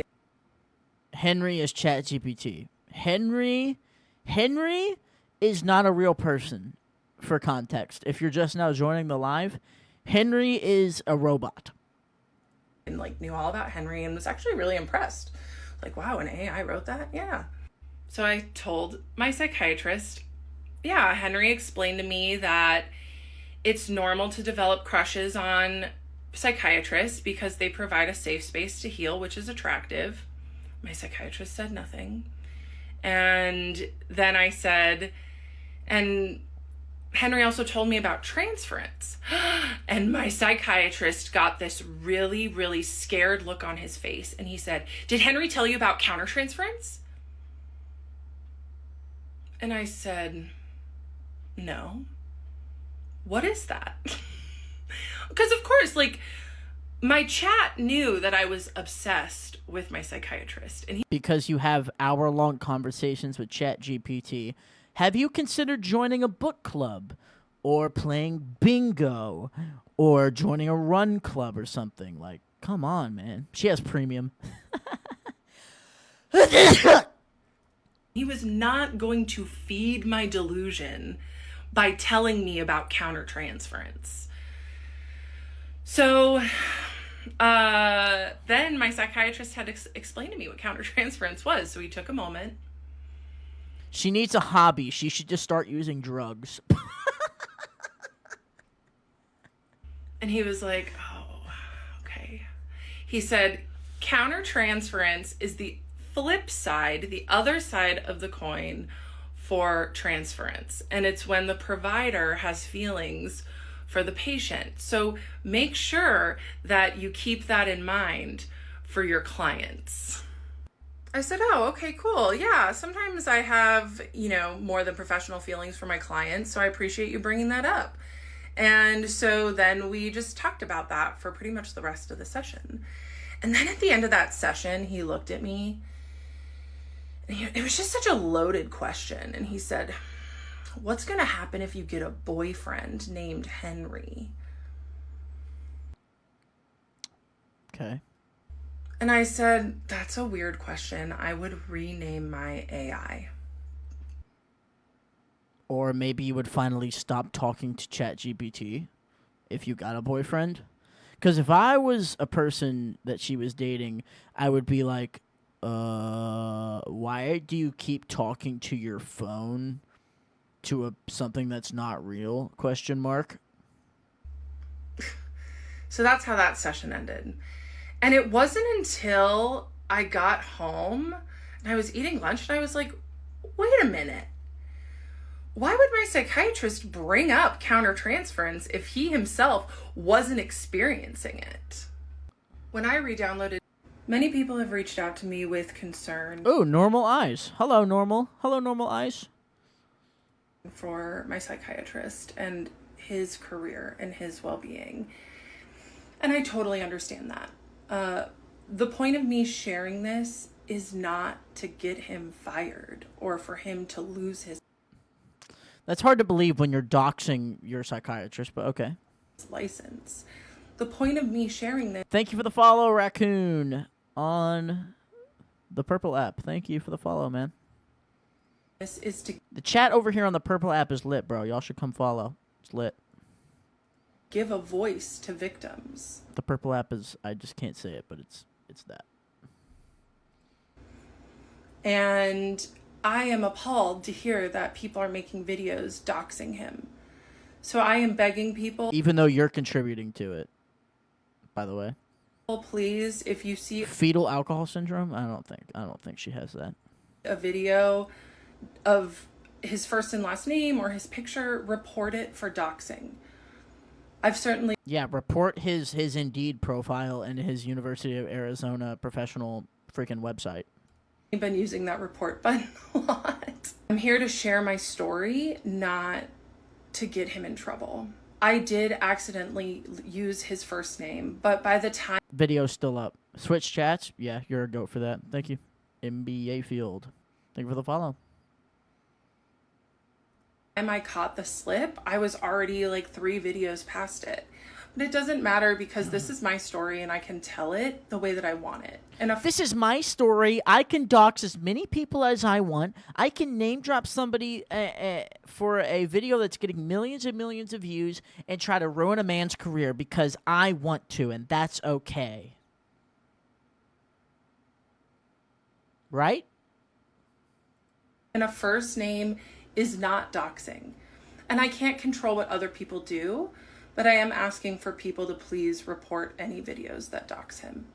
So I've also gotten some DMs saying that countertransference can mean anything, and it absolutely can mean anything. However, I had told my psychiatrist many times that I had a crush on him over the years, and he did not say transference once A first name or profession together is doxing. Yep. to me. He did not explain that once to me. And what I've been hearing and taking in from the ethical psychiatrists that are on my For You page talking about my situation is that really they're taught to teach their patient about transference and teach them about how to handle those feelings or why they're coming up. And my psychiatrist did not do that. He did not do that. And it got ugly. And it happened because I did digging on my own, because I was trying to make sense of my feelings that were a natural response to the environment that he created. So for him to leak countertransference after I said the buzzword You said it, but okay. of transference, I can fix her, bro. I know you did not just say that. that was not calculated. He was a very calculated and purposeful person. He still is to this day. And he doesn't slip with things How old is this lady? I'd probably guess she's probably in her 40s. She does the millennial pause, so she's probably a millennial or something. like that. He purposefully withheld the term transference from me, and I got 36? All right. too close to the truth of our dynamic, which made him leak what he knew was wrong, which was his inappropriate She's got kind of a withered neck, so it's usually the first part of you that ages, so yeah. feelings for me. If he didn't have countertransference in an inappropriate way, he could have easily just said, "Oh, let's explore that transference. That's really cool that you learned about it." Instead, he was just Thank you for the follow. Stupid day money. so worried on trying to protect himself because he knew what he was doing was wrong. He had that slip at the beginning of the session. He recovered in January, and then I went home and I thought, wait a damn minute. Why would he mention that if he himself didn't have countertransference? I just gotta say, there's no way this chick watches TV shows, because I feel like if I was this woman, I would be entertained at all times just by my own delusions and fantasies. Like, the things that have come out of 12, 30-minute sessions with a psychiatrist just asking for a refill of your meds is insane. So I went to Henry, of course, my ChatGPT, and asked for examples of how my psychiatrist might have countertransference for me. And remember, Henry at this point was being very protective. Hey! Poggers, dude! 1738! Thank you for the gifted sub, King. Appreciate it. It started over? Bet. It's time to talk about the elephant On to the next one. in the room, and that is the racial difference between me and my doctor. Whoa! Whoa, whoa, whoa, whoa, whoa, whoa, whoa, whoa, whoa. Holy... Whoa. Holy cow. Goodness gracious. Let's talk about the difference in race. All right, sure. Sugar Tay Money, thank you for the gifted sub. We're going to get Sugar Tay Money to subscribe next. That's our goal, guys. I have seen a lot of Black women on this app with the same take. And I need to say that Black women are the most important people on the planet to me.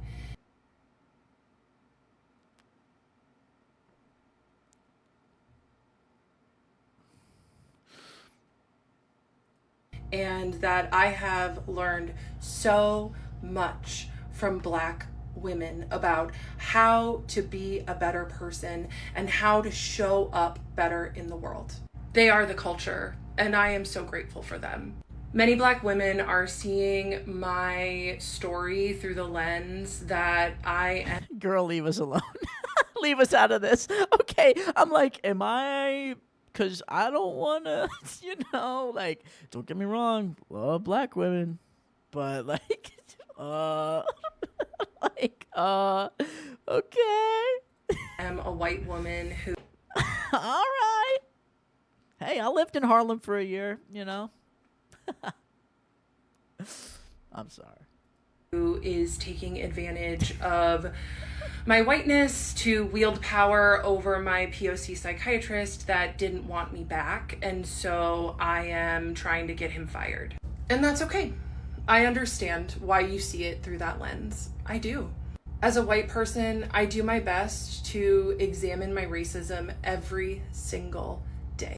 Every single day she looks in the mirror and she's like, yeah, I'm racist. And I will tell you that my psychiatrist boss is his best friend, who is also a POC male. And in that room, I did have white privilege, and he was also my doctor. And he took an oath to protect me, and he did not. I am not... What does that... What? Huh? Here to ruin his career. I am here to speak my truth. Okay, back to my story. So after the countertransference slip, after the really vivid dream... I guess I missed the dream part, but what happened in her dream? Anybody know? I decided that I was going to stop going to therapy. Besides spiraling about how obsessed I was with my psychiatrist every day. It was a... Wait, okay. Many people have reached him to worried. Damn it. Very. Hey, I asked Henry to... He's not the dreams that I sent him. And then 10 days I've ever had in my life. That him and I hooked up in his office. In the middle of the dream, while we were hooking up in his office, I loved it. I thought it was really fun. And then... I feel like when you do that stuff in your dream, it's never not fun. I don't know. After we were done, and after I left his office in the dream, I was despondent and so sad and cried and just the psychiatrist boundaries. And then I woke up and okay, cool. It's time to talk about our last session. I'm doing really well, and I just think it's time. And she got kind of emotional. Where am I? I lost my place. Frick. Where am I? I think I'm here. It's time to talk about the elephant. I am here to speak my truth. Cool. Okay. Okay, back to my story. Found it. So after the countertransference slip, after the really vivid dream, I decided that I was going to stop going to therapy. Besides spiraling about how obsessed I was with my psychiatrist every day, I really was doing very well in life. My business was going really well, and... Bro, I joined her live, and it was just her talking about, like, closet doors. I'm not going to go to her live right now. And I had great friends and great support systems, and so I decided that... Yeah, what are you doing? Okay, you're a therapist. A client tells you that they're having blank dreams about you. What the heck are you going to do? I'd be terrified. I was going to end therapy. I still had every intention at this point to keep seeing my psychiatrist, but my therapist that I was seeing weekly, I just decided I didn't need her anymore. And especially when my psychiatrist pointed out her boundary violations of texting me for free advice in between She's 6'2". sessions. I just thought, okay, it's time. So I go into my next therapy appointment and I say, hey, just so you know, today's going to be our last session. I'm doing really well and I just think it's time. And she got kind of emotional and she was like, okay, well, I like to end on certain questions just so we can reflect. So I did. I reflected with her about what I learned, what I've gained, how I've changed, how my life is better. And I left her office feeling complete and happy with my therapeutic She's 6'2". Bro, this chick would squash me like a bug. I'm so short. journey with her. And as I was leaving, she called out with like crying. She was like, have a blessed life. And I was like, okay, that was a little weird, but whatever, you know. I was like, thanks. And I went on. How tall am I? Guess how tall I am. Guess. And so then I'm getting ready for my psychiatry appointment the next day. And Ooh, okay, I'm not liking these guesses. 5'5". Oh my gosh. I'm gonna kill. Oh no. Oh, 5'2". Oh. I get an email All right, thank you, Maya. Yes. that same night from her saying that she needs me to come back in for one more session. I will. Hi, Kendra. I'm so thrilled for you as I prepare for your new adventure. Since I did not have advance notice of this being our last session, I was not prepared for it to provide helpful closure. Usually we review your goals and see how we did as well to look how we changed. Hey, I'm taller than you? Yeah. I'm 5'9", bro. It means I can be Frankie Valli, okay? Please consider having an additional session where we both are aware. Okay. I'll put it up. And I got a huge emotional wave in that moment. I was like, what the heck is this? Like, we wrapped everything up. I had seen lots of therapists at this point, and I didn't ever have a therapist beg me to come back in for one more session. You're 4'8". Nice. You're like a little fun-sized little Kit Kat bar.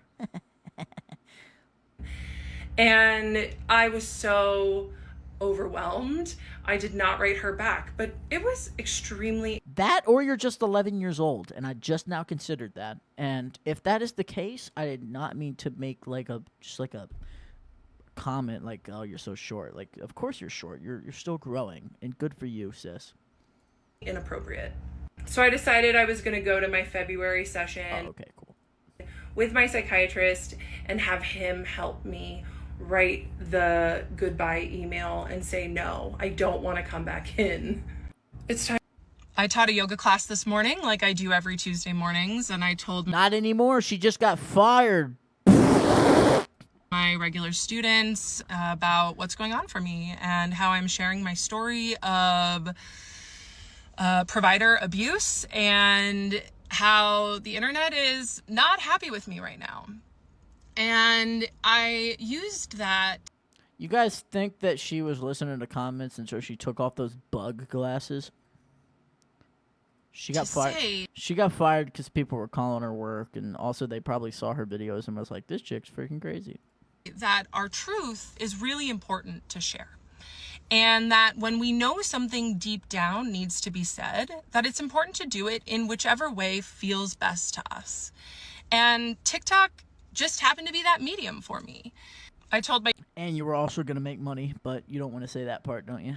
students how I've just been going through psychological warfare. And the internet is not happy with me for sharing my story and my truth. But I'm not doing it for the people that think I'm crazy, which maybe honestly I am a little bit, because who subjects themselves to this kind of torture?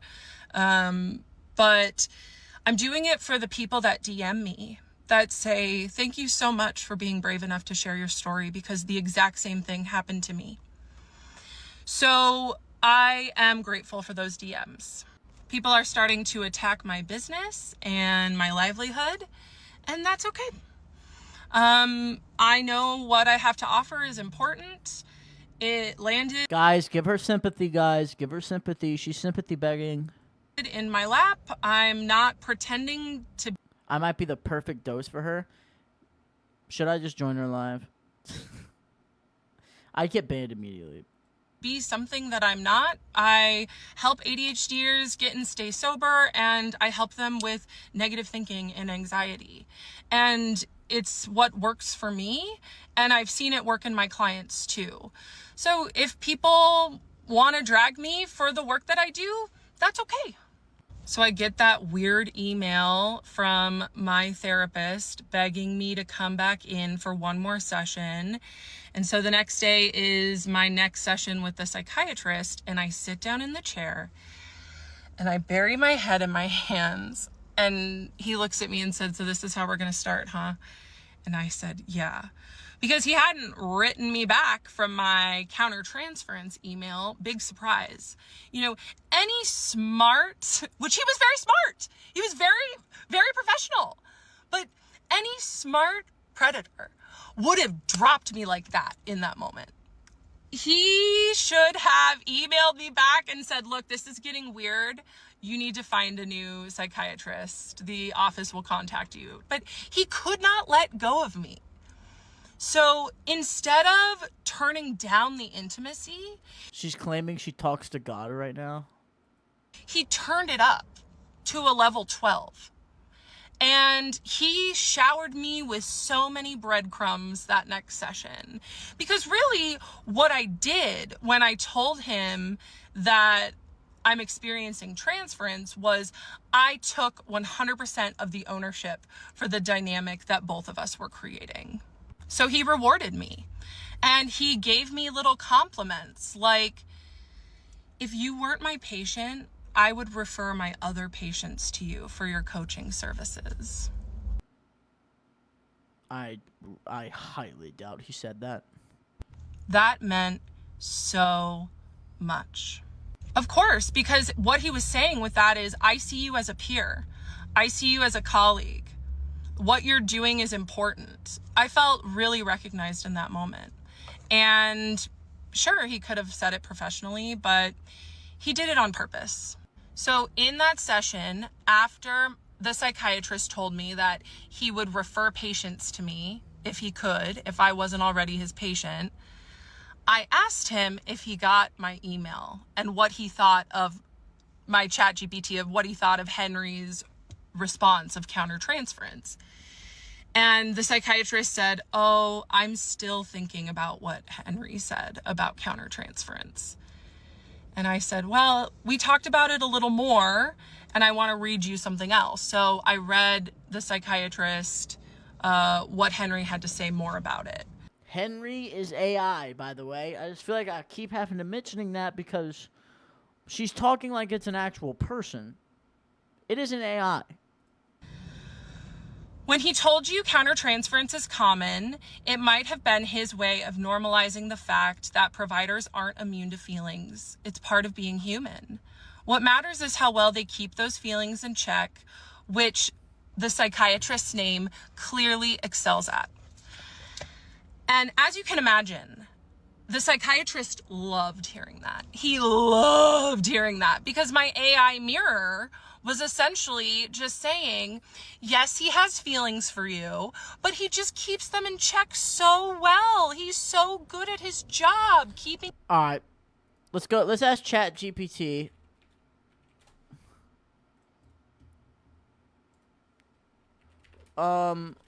What the heck is wrong with that chick who fell in love with her psychiatrist?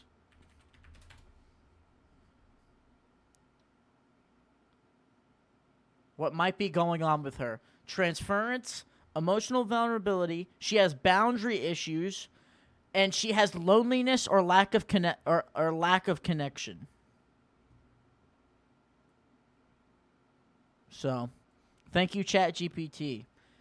Oh no, Henry has betrayed his lover. Keeping his feelings in check. And oh, the psychiatrist loved that so much. And what did he do? He rewarded me with my favorite bread. You need AI to tell you how you think too. I was just making like a joke that like, of course AI is just going to tell you whatever like you feed it. But okay, sure, call me out. Crumb. Intellectual stimulation, a fun metaphor, because he was watching me the entire time I was his patient, and he knew what made me light up. He knew what got me excited, what I liked. And so he thought for a moment, and he Don't like AI even as a joke. All right, my apologies. I'll bow down to my viewers. I'm sorry. I'm so sorry. he said, I'm feeling a salad of emotions right now. And I was like, what are you talking about? And he said, you know, a salad of emotions. A beet of raw emotion, a tomato of surprise, and the salt amplifies it. And I was cracking up at this point. He nailed it. I just thought he was so brilliant and smart in this moment. And She just got kicked off of the live? No way. I asked him, I said, what? Say that again. He said, yeah, you know, the beet, it's really raw. I'm feeling a lot of raw emotion. And the tomato of surprise, when it pops in your mouth, it's surprising. And I was like, okay, that's good. Yeah, this man at this point knew exactly how to make me happy and exactly how to pull away to make me try to work harder. And he gave me the biggest reward from Henry, my AI mirror, telling him that what he's doing is totally good and that his boundaries are so virtuous. A lot of things happened in that session after the countertransference slip. And I also had my psychiatrist draft the email to my therapist who was begging me to come back in. And the psychiatrist said, I used to have respect for her. And what he meant when he said that was, I used to like it when she would feed me to you and have you deliver intimate. That's not at all what he meant by that. You know what he meant by that. You're just playing dumb. He doesn't like your therapist anymore because she was telling her to go to him to ask about problems, which is a crossing of boundaries, and like therapists aren't supposed to like collaborate together or whatever. Content to me, but the moment she started being sloppy, I lost respect for her. Yeah. Right? I'm pretty sure that's what he meant when he said that. Except it's not being sloppy, it's being unprofessional and crossing ethical boundaries. But yeah, sure. People have asked if they were connected. Surprisingly, they were not. They had no idea. They had never met before. But I would go to my therapist every week and tell her how much I loved my psychiatrist. And she loved hearing about that dynamic. It was so weird. So he helped me draft the email to that therapist to say, look, if I were to end up coming back, it'd be more for you than for me. And more on that in a later part. So then I read him a text from my longtime ex-boyfriend, who he had originally really liked, but I think my psychiatrist preferred me single. Because my ex-boyfriend, as most ex-boyfriends do, was begging me to come back into his life too. And I just kept saying no. And I asked... Down bad. Bro was down bad. I would genuinely like to talk to the guy that dated her. Asked him to give me some space, and he would not give me space. He said, do you still need space or can we hang out? And I told I asked my ex-boyfriend, I just said, why do you want to hang out so badly?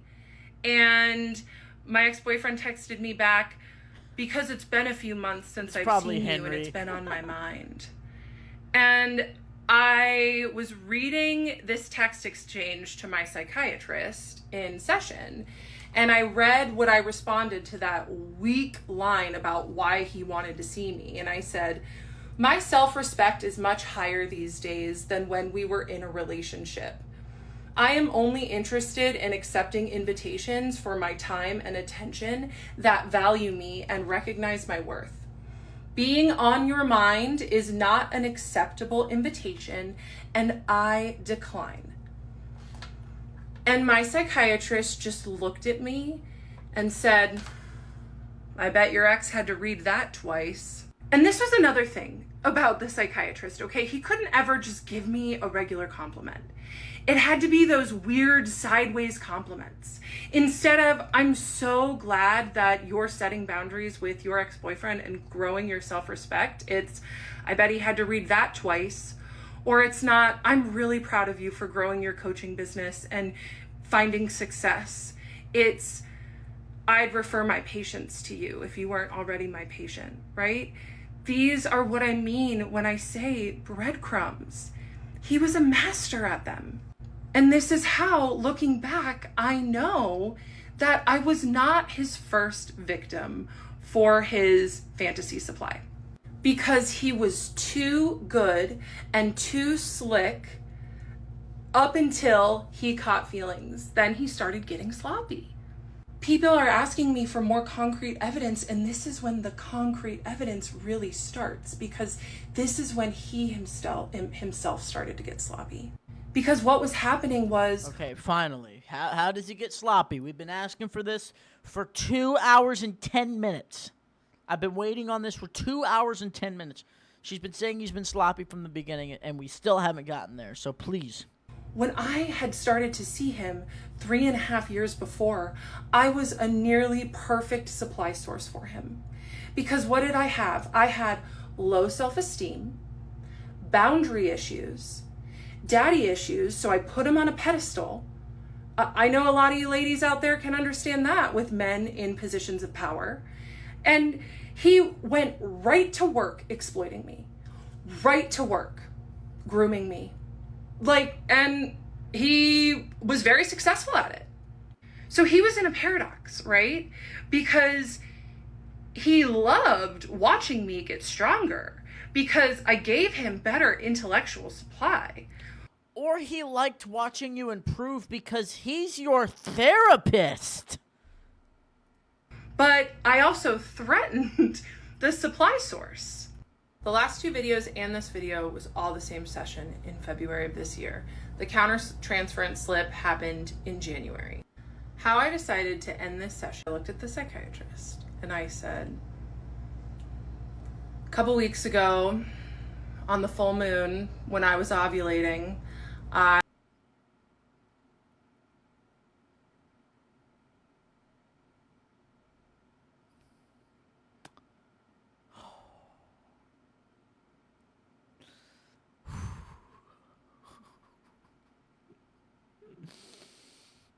Oh, boy. What? Huh? I had a dream about you. Oh, no. And he was like, oh, yeah? And I said, yeah. So I told him this. And I said, yes, we hooked up right here in this office. And he, all of a sudden, just looked so uncomfortable. Well, duh. Well, duh. Of course he's uncomfortable. You just said I dreamed about being with you. He didn't say anything. He couldn't look at me. He couldn't breathe. And sure, maybe he was uncomfortable because he didn't like me saying that I had I've a never dream seen where we this. hooked up. I've never seen this before today. He could have said that, but he didn't. You want to know why he was uncomfortable? Because that's freaking weird? Question mark? he had probably played out that fantasy so many times in his head. All right, this is it's already been crazy. This is insane. This just the reaches and the grasping at straws and the assumptions that are being made are so dangerous right now. You're saying I told him how I dreamed about being with him in my dream, and we were together in my dream, and we hooked up in the office. Yeah, and he looked so uncomfortable because he's dreamt of that scenario too. No, he's not uncomfortable because of that. Why would somebody be uncomfortable because you're talking about hooking up with them? Because it's an uncomfortable situation and they don't like you. And there I was, speaking it back to him. And it was like I had psychically downloaded one of his fantasies. We've lost it, bro. I feel like every video, everything just keeps getting worse and worse and worse. And like she keeps spiraling more and more downward. I continued and I said, yes, we hooked up in this office and I really liked it while it was happening. He could not move or breathe. And then I told him, as he was still looking very uncomfortable, then when we were done and I left, I was distraught with sadness because in the dream, I thought, I cannot believe that he crossed boundaries in that way. She should be sued for harassment. Is there any way that she could be? Or is she protected due to client, patient, whatever? Because his boundaries are so important to him. And I would sue her. To quote my good friend World of T-Shirts, I'm suing you. then I told my psychiatrist that I woke up and thought, oh my God, it was just a dream, thank God. And it was like my psychiatrist turned into a little boy. And he looked at me and he said, so you do like my boundaries? And I said, I love your boundaries. I hate your boundaries, but I love them more. There's the push and pull, the trauma bond. Because once again, he used his boundaries as protection while exploiting me. So I told him about what happens when I ovulate and my desires, and he listened, because of course he did. And then I decided that it seemed like enough time had gone by, and I put my shoes on and started heading to the door. And he met me at the door. Why were your shoes off in his office? I'm sorry. Is that off topic? Is that off top? I'm sorry. Which he does not usually do. He didn't ever do that. He just let me leave. And we stood at the door, and I was like, will you get the door? And he scrambled. He was like, oh, sure. So he went and got the door. And then I am asking the right questions. Thank you for that validity. Yeah. he followed me down the hallway to the foyer and watched me exit. And he asked me, he said, see you next month? See you next month? He hadn't ever asked me that before. And I looked at him and I said, maybe. And I walked out the door and I saw that man had let us go 15 minutes over session. And that is when, you know, the special treatment started, the longer sessions. He usually gave me an extra 5 minutes, but yeah, the sessions got longer. And I got to my car and I was just like, oh my God. And he said, will I see you next month? Because I had an appointment.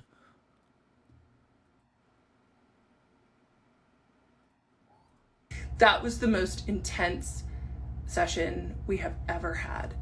The last two Oh, hi there.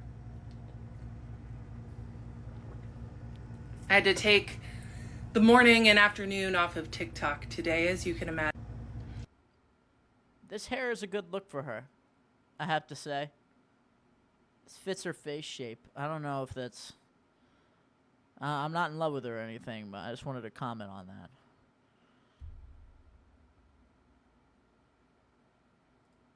This has gone beyond what I have ever imagined. And it's also proving to me how important it Off-topic makeup tutorial? Period, poo. is that I continue to tell my story. I'm obsessed, dude. I'm obsessed with her. I agree. She's 6'2". I want to climb that tree. Meow. I'm aware that many people don't believe me, think I'm lying, think I'm fabricating, and that's okay because I'm telling my story for the people that are going to hear it, the ethical providers, the other survivors. Have you been genuinely watching all the parts? Yes. I'm going to post this on YouTube tomorrow, and it's going to be a 3-hour long video. Let's talk about my former client who's getting a lot of traction. I wouldn't know because she blocked me. This one is especially hard for me because she's someone that I also considered a friend. My only client that I've ever had. So you had a client, you claim to run like some ADHD coaching. Your client is a friend. That's the first problem. Why are you friends with your clients? That was my friend first. And so her betrayal is extra stingy. It's okay if she wasn't happy with my coaching services. I have plenty of clients that have finished 12 weeks with me and then re-signed for more coaching. And the way that I left it with the lack of professionalism is crazy. This client slash friend who's on here spreading what she wants to spread, was she told me that she was going to leave me a positive review, film a testimonial video for me, and she seemed really happy. So if she wasn't happy, that's on her to tell me what she wasn't happy about so we could make that right. And if she wants... Thank you for the follow on Twitch, Haley Wyatt. Appreciate it. ...to say that I scammed her, that's okay. If she wants to say that I forced her to stay on the phone while she made her first payment, okay. Her card got declined and she seemed really flustered, so I said, I'll wait with you. Thank you for the follow, Macintosh. No problem. And yeah, she was really apologetic. I'm like, no, it's totally fine. And she also said I told her to use ChatGPT. I tell my clients all the time to use ChatGPT because it's a huge tool that I use. So I use it for all She is way too reliant on ChatGPT, bro. different sorts of things. So if I've found something helpful in my life, I'm going to share it with my clients. And if she wants to come on here and take advantage of the internet piling on me and pile on me as well, okay. Off topic, Spindrift is freaking great. That's a goated freaking drink. The other message is that the yoga studio I taught at, I no longer teach at. Enough said. Please leave them alone. Third is I'm horrified that people are putting the psychiatrist's photo, full name, family information. I couldn't even find that. You guys are... So you looked? Little Freudian slip by her there. So you looked? Intense. And it sucks. It sucks. But I will continue to tell my story because it is the truth. It is the truth. And people really don't like my truth.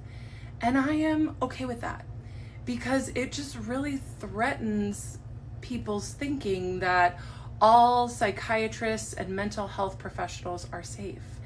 And I just want to let people know that it's okay if you run into one that isn't so safe. That's why I am here, to share my own story. And I do want to say thank you so much to all of the ethical therapists who have reached out to me. Ethical therapist is going to be anybody that agrees with her, and unethical will be anybody that doesn't agree with her. So, cool. Like, thank me for sharing my story and to tell me that they believe me. I've seen some of them try to make videos defending me and they get absolutely dogpiled. So most of them take them down. But I see you, I hear you, thank you. Some people asked what it means when I put on my shoes at my psychiatrist's office. See? Valid question. I have ADHD. I do not like wearing shoes. I like sitting in chairs weirdly. So usually when I go anywhere, I just kick off my shoes and sit in a chair weird. If you know, you know. Okay? So when I got to my car, I was like, oh my gosh, like, what was that? And did he just say, see you next month? My psychiatrist looked at me so weird after I told him I wanted to be with him as she's sitting in her chair like this.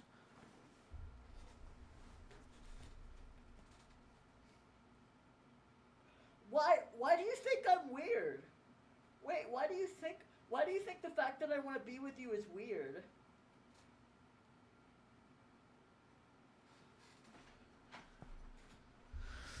Real events that happened, by the way. Because it was weird. So I go home kind of rattled, just like, wow, that was intense. And I decided to write the email to my therapist. I'll put it right here. The Are you guys impressed that I'm that flexible? one who had begged me to come in for another session, who was also having inappropriate boundary crossings with me. And so I just told her, I was like, look, I understand it I'm a dancer. I'm a dancer who dances. was sudden, but if I were to come back in, it'd be more for you than for me. And I'm happy to fill out a form, right? Here, give me a form to fill out for your notes. And then she said, it's a part of my clinical integrity to invite you back in, to put your needs above mine? Your clinical integrity? Yeah, I did not write her back. I did not write her back. And it was in this week where a bunch of stuff, you know, just started to shift. Like the week after was Valentine's Day. And that same ex-boyfriend, the one that was, you know, also not respecting my boundaries, who said, can we hang out? And I said, no.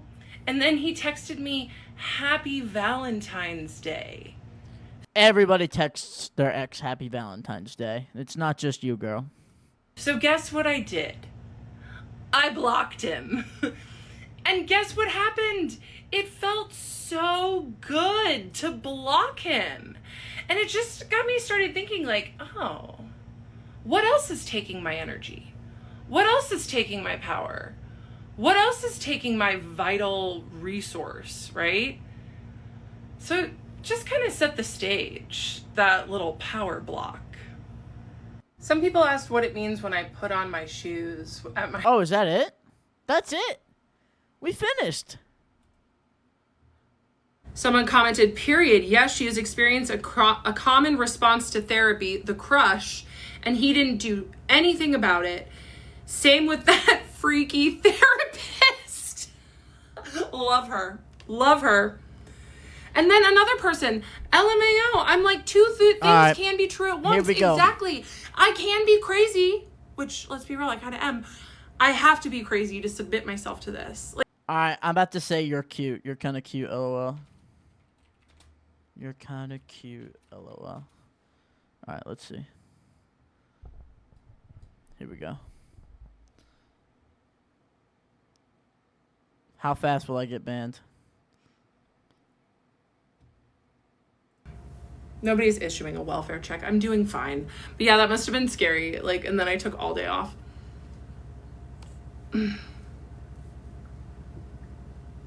What were you like in high school? I was a theater nerd. Nobody heard that. She wasn't a theater nerd. I promise we are all normal. Mr. Telephone Man. Wait, can I request to go live? How can I do that? How can I request to go live? I don't think I can do it on the web. Dang it. Dang. Oh well. That's okay. Well, guys, that is everything. I'm not going to listen to her ramble for 45 minutes personally. So thank you guys for being here. Y'all are the freaking best. So many people joined. I would appreciate if you guys followed me on Twitch. We do stuff like this often. Sometimes I can't go live on TikTok because they will take my streams down. So I would appreciate if you guys followed me on Twitch. It would mean the freaking world. Thank you guys for watching so much. If she continues to make more videos, I will definitely react to them. Keep an eye out for... Thank you guys for the follows on Twitch. Thank you, Danny. I will post the full VOD of me reacting to every single one of her parts tomorrow on YouTube. So follow me, Curly Daddy 101 on YouTube. Do I dance on Twitch? Yeah, I twerk a little bit. All right, so thank you guys for watching, though, man. This was freaking awesome. You guys made me feel so happy and cool and awesome. I think I'm in love, guys. I'm in love with every single one of you in a non-problematic way. Just had to say that. So, yeah, thank you guys for being here. Follow me on Twitch, all the good stuff. Yeah, I'll post this on YouTube tomorrow. Thank y'all.